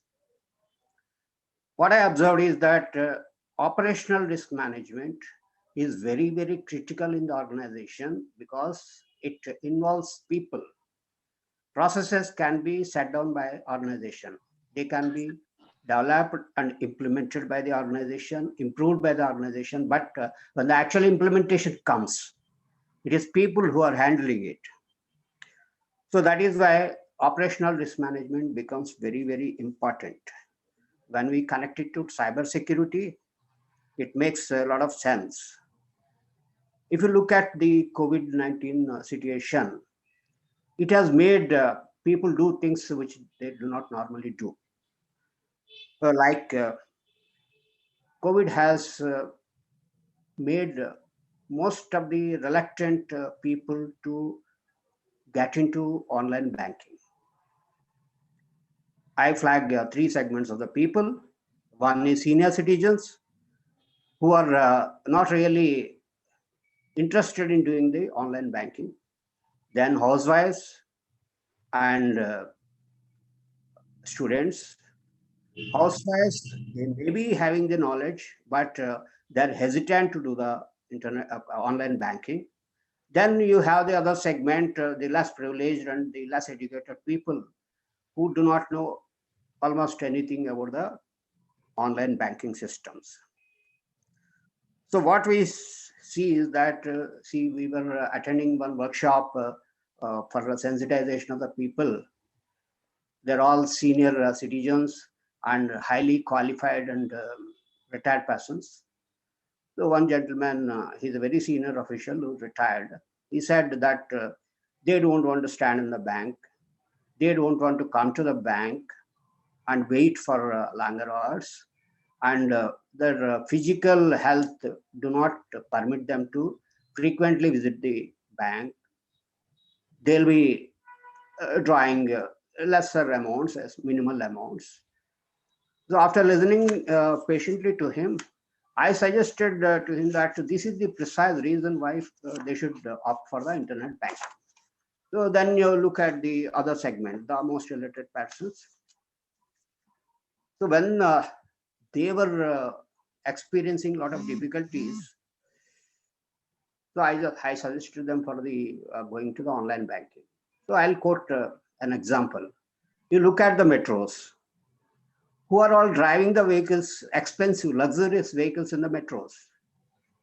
They are drivers, and these drivers, they're not highly qualified, but at the same time, they're able to handle a very complicated vehicles and the complicated and notorious traffic of the metros also. So that means what I would like to emphasize and highlight is that technology is a life skill. So education and acquiring life skill has no relationship. People who are not educated, they can also acquire the life skills by implication technology. I believe in facilitation and I provoke people to think and act. Now, COVID-19 has brought more people into the online banking, and at the same time, it has brought more hackers also on the prowl. So the hackers had a field day in most of the places. So when we think about the hackers, most people consider only the financial implications, because at the individual level, they'll be losing the money from the accounts. But if you take a holistic look at the hacking business, see, the airlines are susceptible to hacking. The electronic grids are susceptible to locking. The hospitals are susceptible to locking, the hacking. Why? Because when I was taking sessions on this subject, I heard, I read somewhere that in US or UK and other places, Western countries mostly, the disgruntled employees of the organization, they left the organization and they just hacked the systems to teach a lesson to their bosses. So that's an immense possibility anywhere in the country.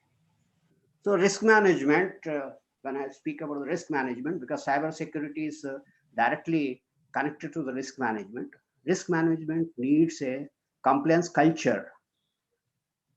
Again, I'll quote an example. So people, I don't expect people who are driving vehicles on the road rashly and negligently without caring for the signals. I don't expect them to be compliance cultured persons.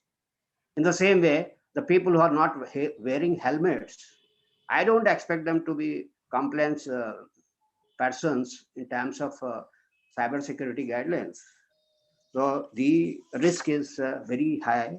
And after listening to the sessions of all the eminent speakers, I think artificial intelligence can really collate the behavior of the persons and can come up with appropriate remedial measures for improving the cyber security situation in the country or in the world.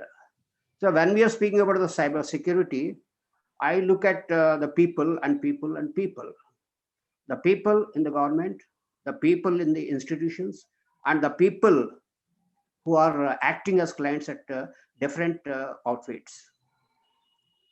Then we have to look at the cyber security in a simplified measures, because I just remember one movie of Tamil hero Ajit Singh, where he said, "Let us make it simple."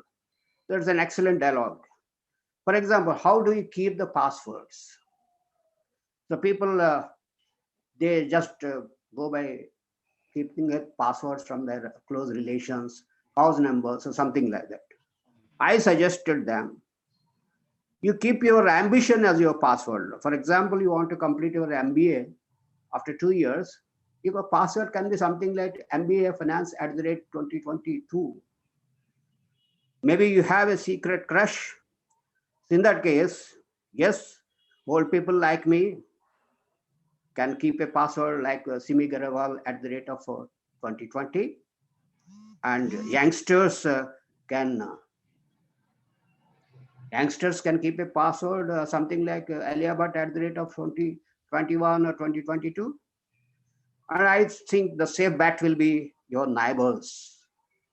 Safe bet will be your neighbor's dog. I think that is the most appropriate thing.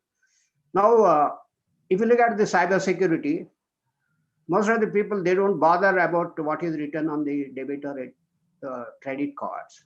There's something called CVV, a 3-digit number on the backside of the card. What does it indicate? What should be done to that? That is a card, verified value. What it actually implies? The implication is that if a person knows your card number, the expiry date, and the CVV, it is most likely that he will be able to accomplish a transaction in a CNP position, that is card not present situation. So I'll substantiate with an example. Suppose I want to book an airline ticket, or somebody wants to book an airline ticket using a debit card. So he'll be going online, entering the details of the card, expiry date, and also the CVV number. Then the OTP will be coming to him, and he'll be just inputting the OTP, and the transaction is closed. So that means if any person is receiving a telephone from somewhere inquiring about the OTP, By implication, it means that he already has one's card number, expiry date, and also the CVV. So that is why people have to be extremely careful about the CVV. They have to simply note down it somewhere and erase it on the card. Why the hackers ask you all these details?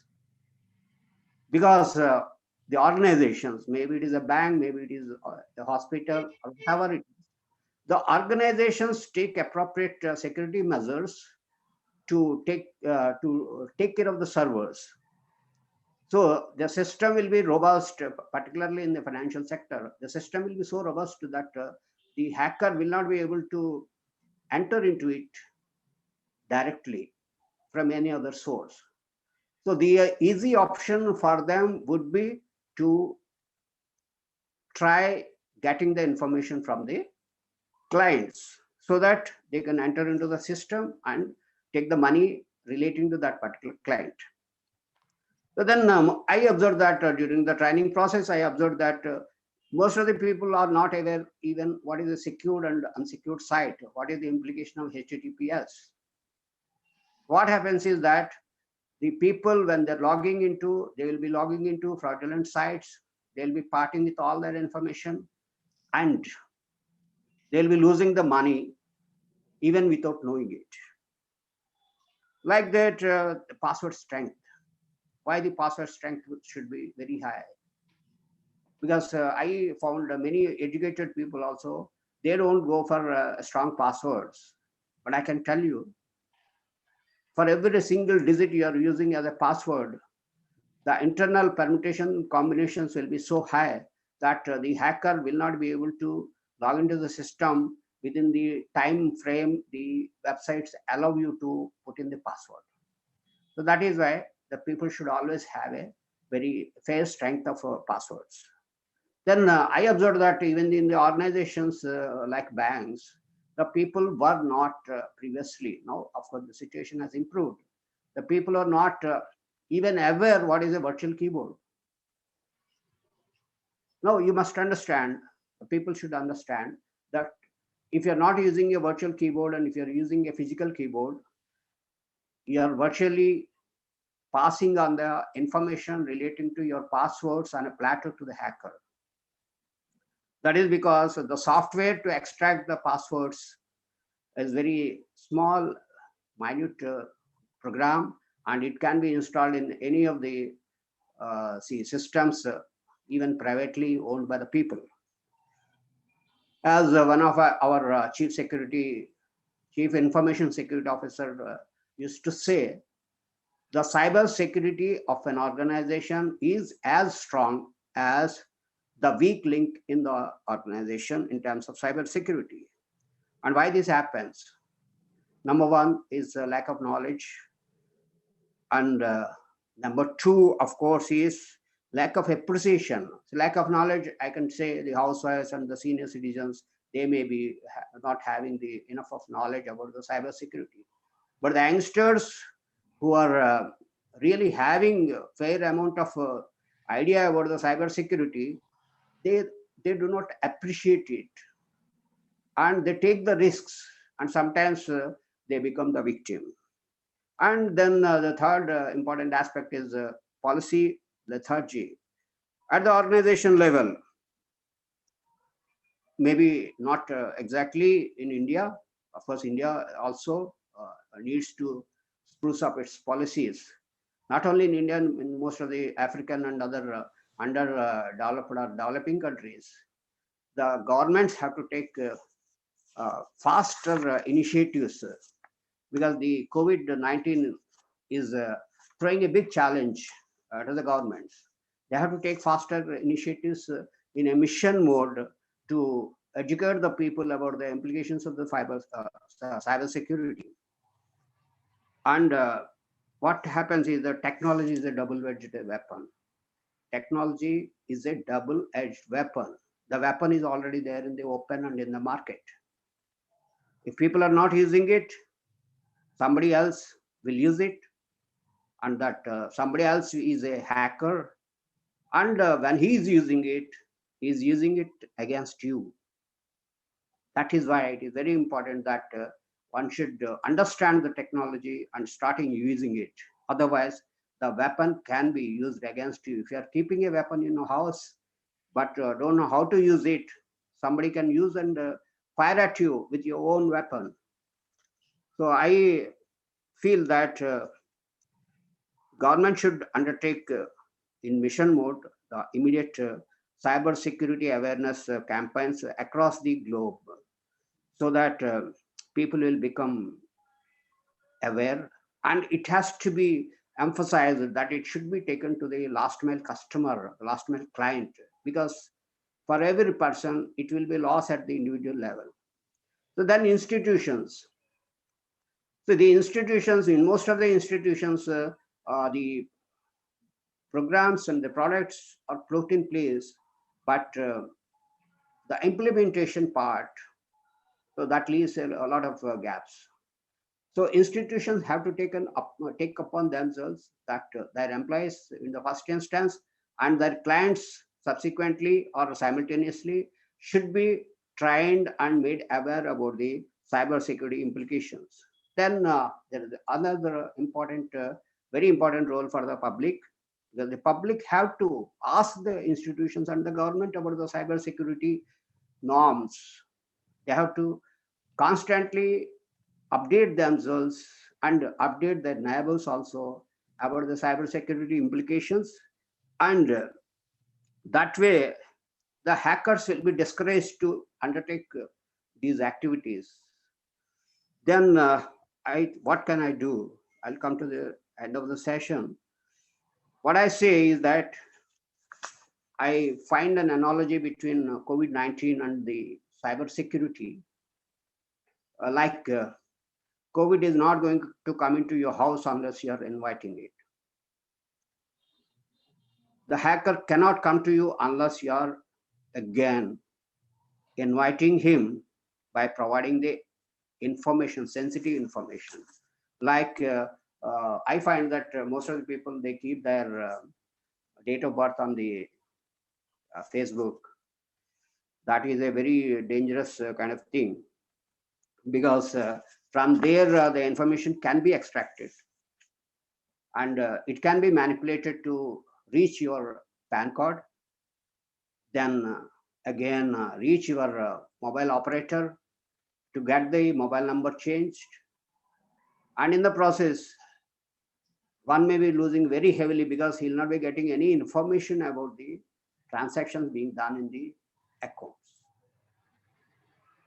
So that is why when you're parting with your personally identifiable information, one has to be extremely, extremely careful, because many of the research projects or surveys undertaken not in India but in highly developed countries reveal that in 80% of the cases, people they use their personally identifiable information for the purpose of passwords, and when the organizations tried to crack the passwords, in 80% of the cases they were successful.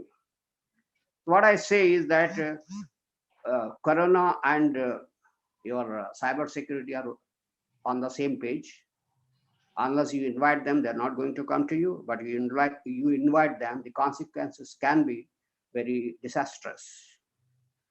At my personal level, what can I do? As I said, I'm a speck in a space, and I am a learner and I'm a facilitator. All I can do is facilitate, provoke, and make you think. And I profusely thank all the participants and all the panel members who listen to me rather attentively and patiently. And I think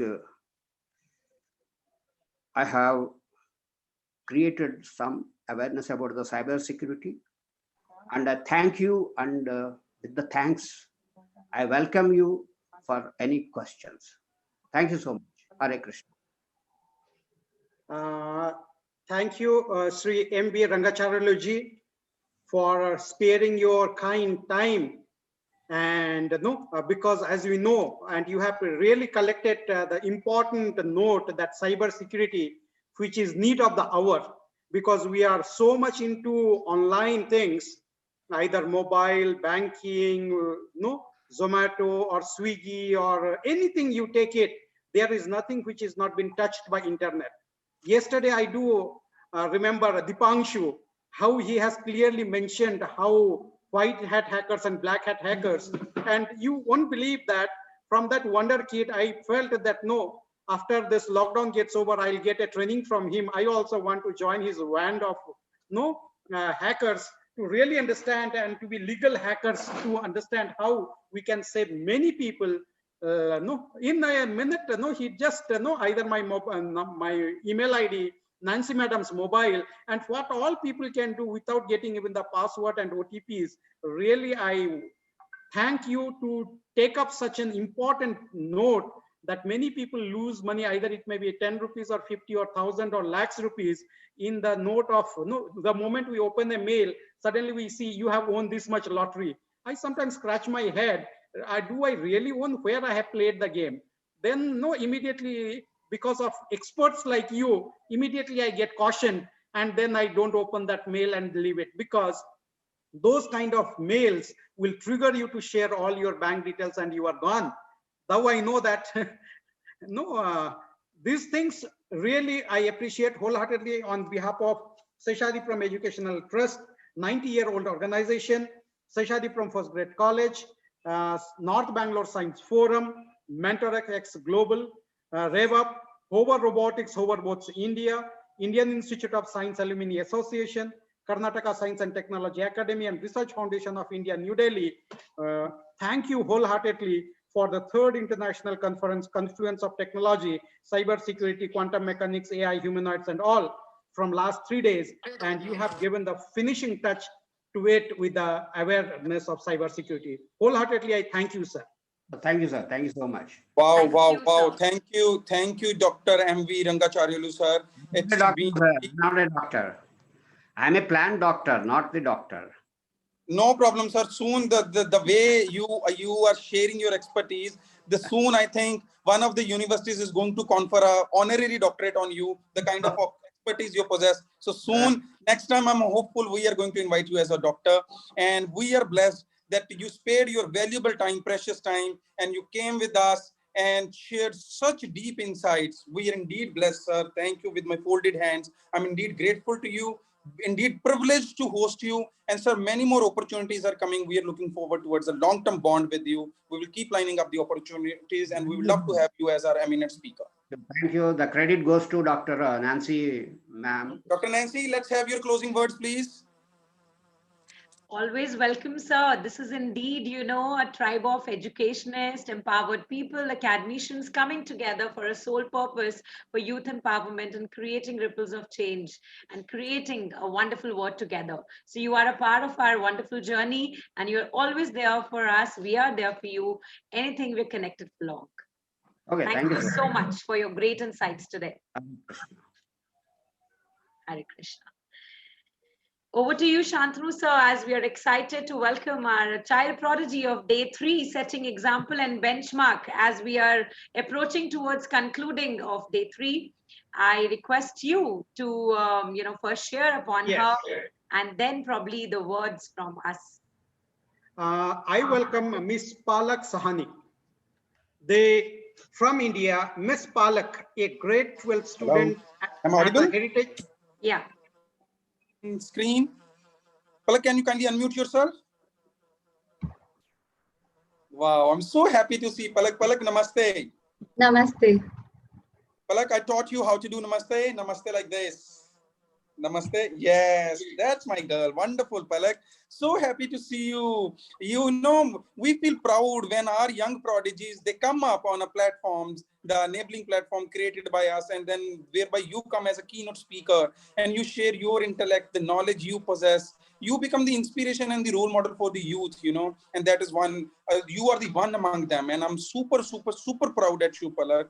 Palak is a 12th grade student, guys. I really want to let my audience know. And you have no clue how proud we are at her. She has so much of knowledge that, she's the ocean of knowledge. Though she's too young, but when she speaks, oh, she mesmerizes. And she has varied interests in various domains. You can't even imagine. She loves her studies. Besides that, she has a passion to study in international arena. She loves Scrabble and much more. This youth, she's a young prodigy. And with that, let's have a formal introduction by Dr. Shantanu Das, the visionary from Seshasdripuram First Grade College, Yalanka, Newtown, Bangalore. Welcome, Ms. Palak Sahani, on behalf of 90-year-old organization Seshasdripuram Educational Trust, Seshasdripuram First Grade College, North Bangalore Science Forum, MentorX Global, RevUp, Hover Robotics, Hoverboards, Indian Institute of Science Alumni Association, Karnataka Science and Technology Academy, Research Foundation of India, New Delhi. We welcome you wholeheartedly, the child prodigy, Palak Sahani, a grade 12 student at the Heritage School, Rohini, and a scholar at the World Scholars Cup 2019. Won the 11th and 14th Delhi Scrabble Championships. She has been honored being a speaker at the Indo-Global Cultural Conclave 2020. Her writings has been published on Voices of Youth by UNICEF, and she has also owns her own blog. Beside her passion for French language, has also been acknowledged by Paravartan Educational Society, Alliance Franchise, the Rouen, Ambassadeur de French in India, and Institute Francis, India. She is currently a social media and marketing intern at the Asman Foundation and UUnity. She is inquisitive learner and a change maker. And same way, we are proud of the mentor, Dr. Munish, to introduce us with such an child prodigy. So I welcome wholeheartedly Palak Sahani to give us the insight of what made you to be so techno savvy at this young age, when people just think of playing games here and there, making fun, and you have got into this techno world. Wow, wow, what a wonderful introduction. I think I have a little bit to learn from Palak as well, how to play Scrabble and how be the champion. Before Palak starts, I really want to request all our audience, if you can turn on your cameras and give a thunderous round of applause to Palak. We are proud at her. She is the inspiration for masses. Maximum people, if you can turn on your cameras, and a huge round of applause for Palak. It's indeed a proud Palak, moment. the platform is yours. Let's Thank you hit so it. Yes, much. Wonderful. So we love to take a picture of all of our audience who is applauding the youth here. That is the spirit when we all are, not just showing them the path, but we are there every moment to encourage them.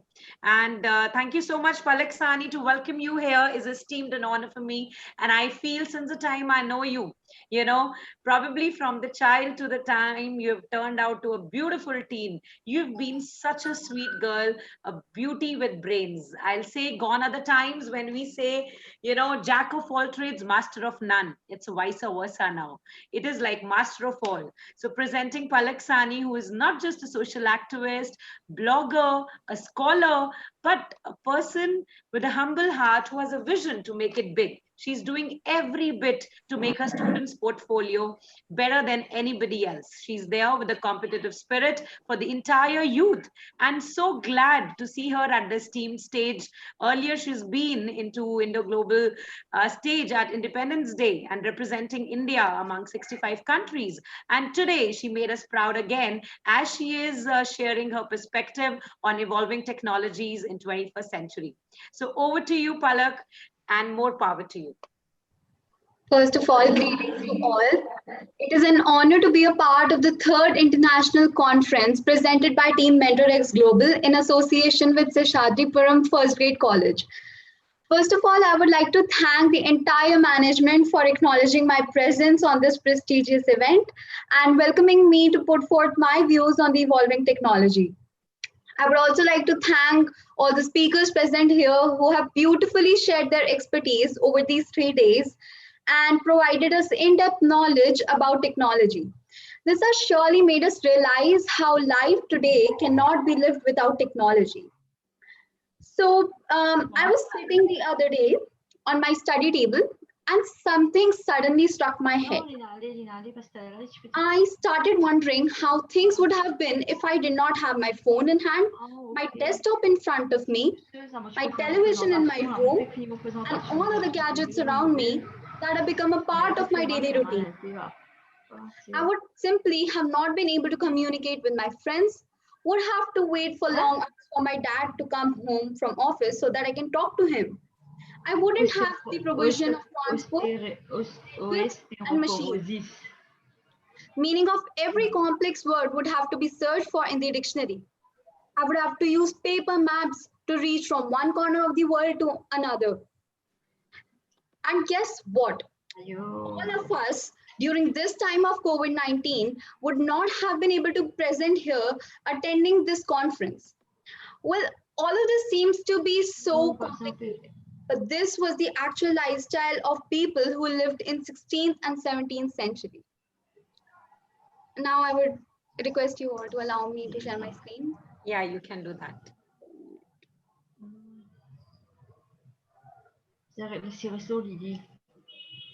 I request the participants to please mute themselves.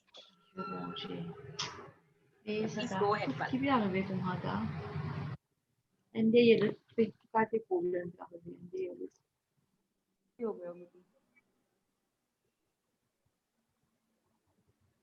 Good to go.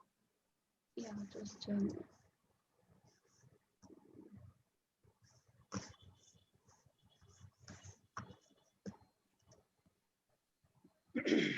just a minute.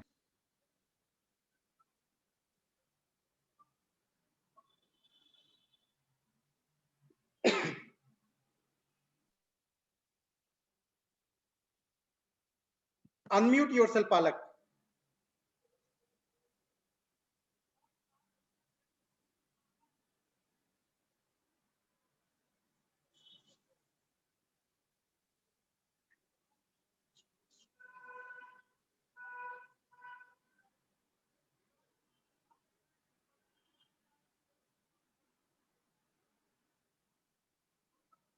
Good to go, Palak. It has been a wonderful introduction. You set the base for today's presentation, and we can see your slide, Branches of Technology. We'd love to hear from you. Can you please unmute me from the other device? Yeah, you're audible.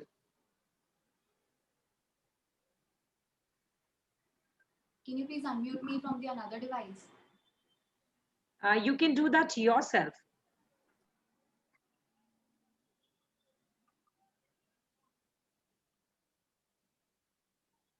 Just go on. I feel it's perfect.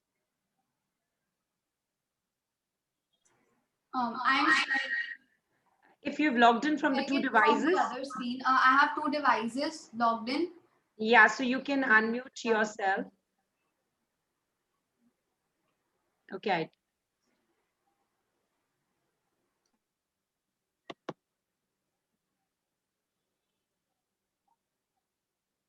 Perfect. Yeah, please go ahead.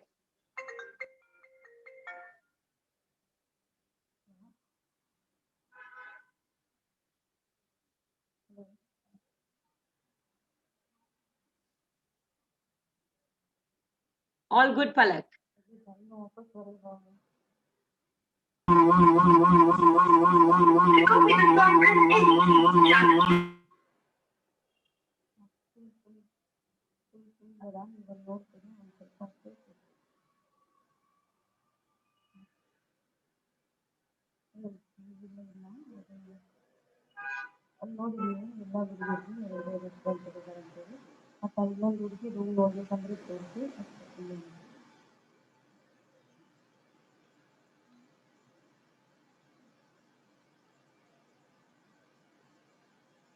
Hello. I think Palak is coming back, sir.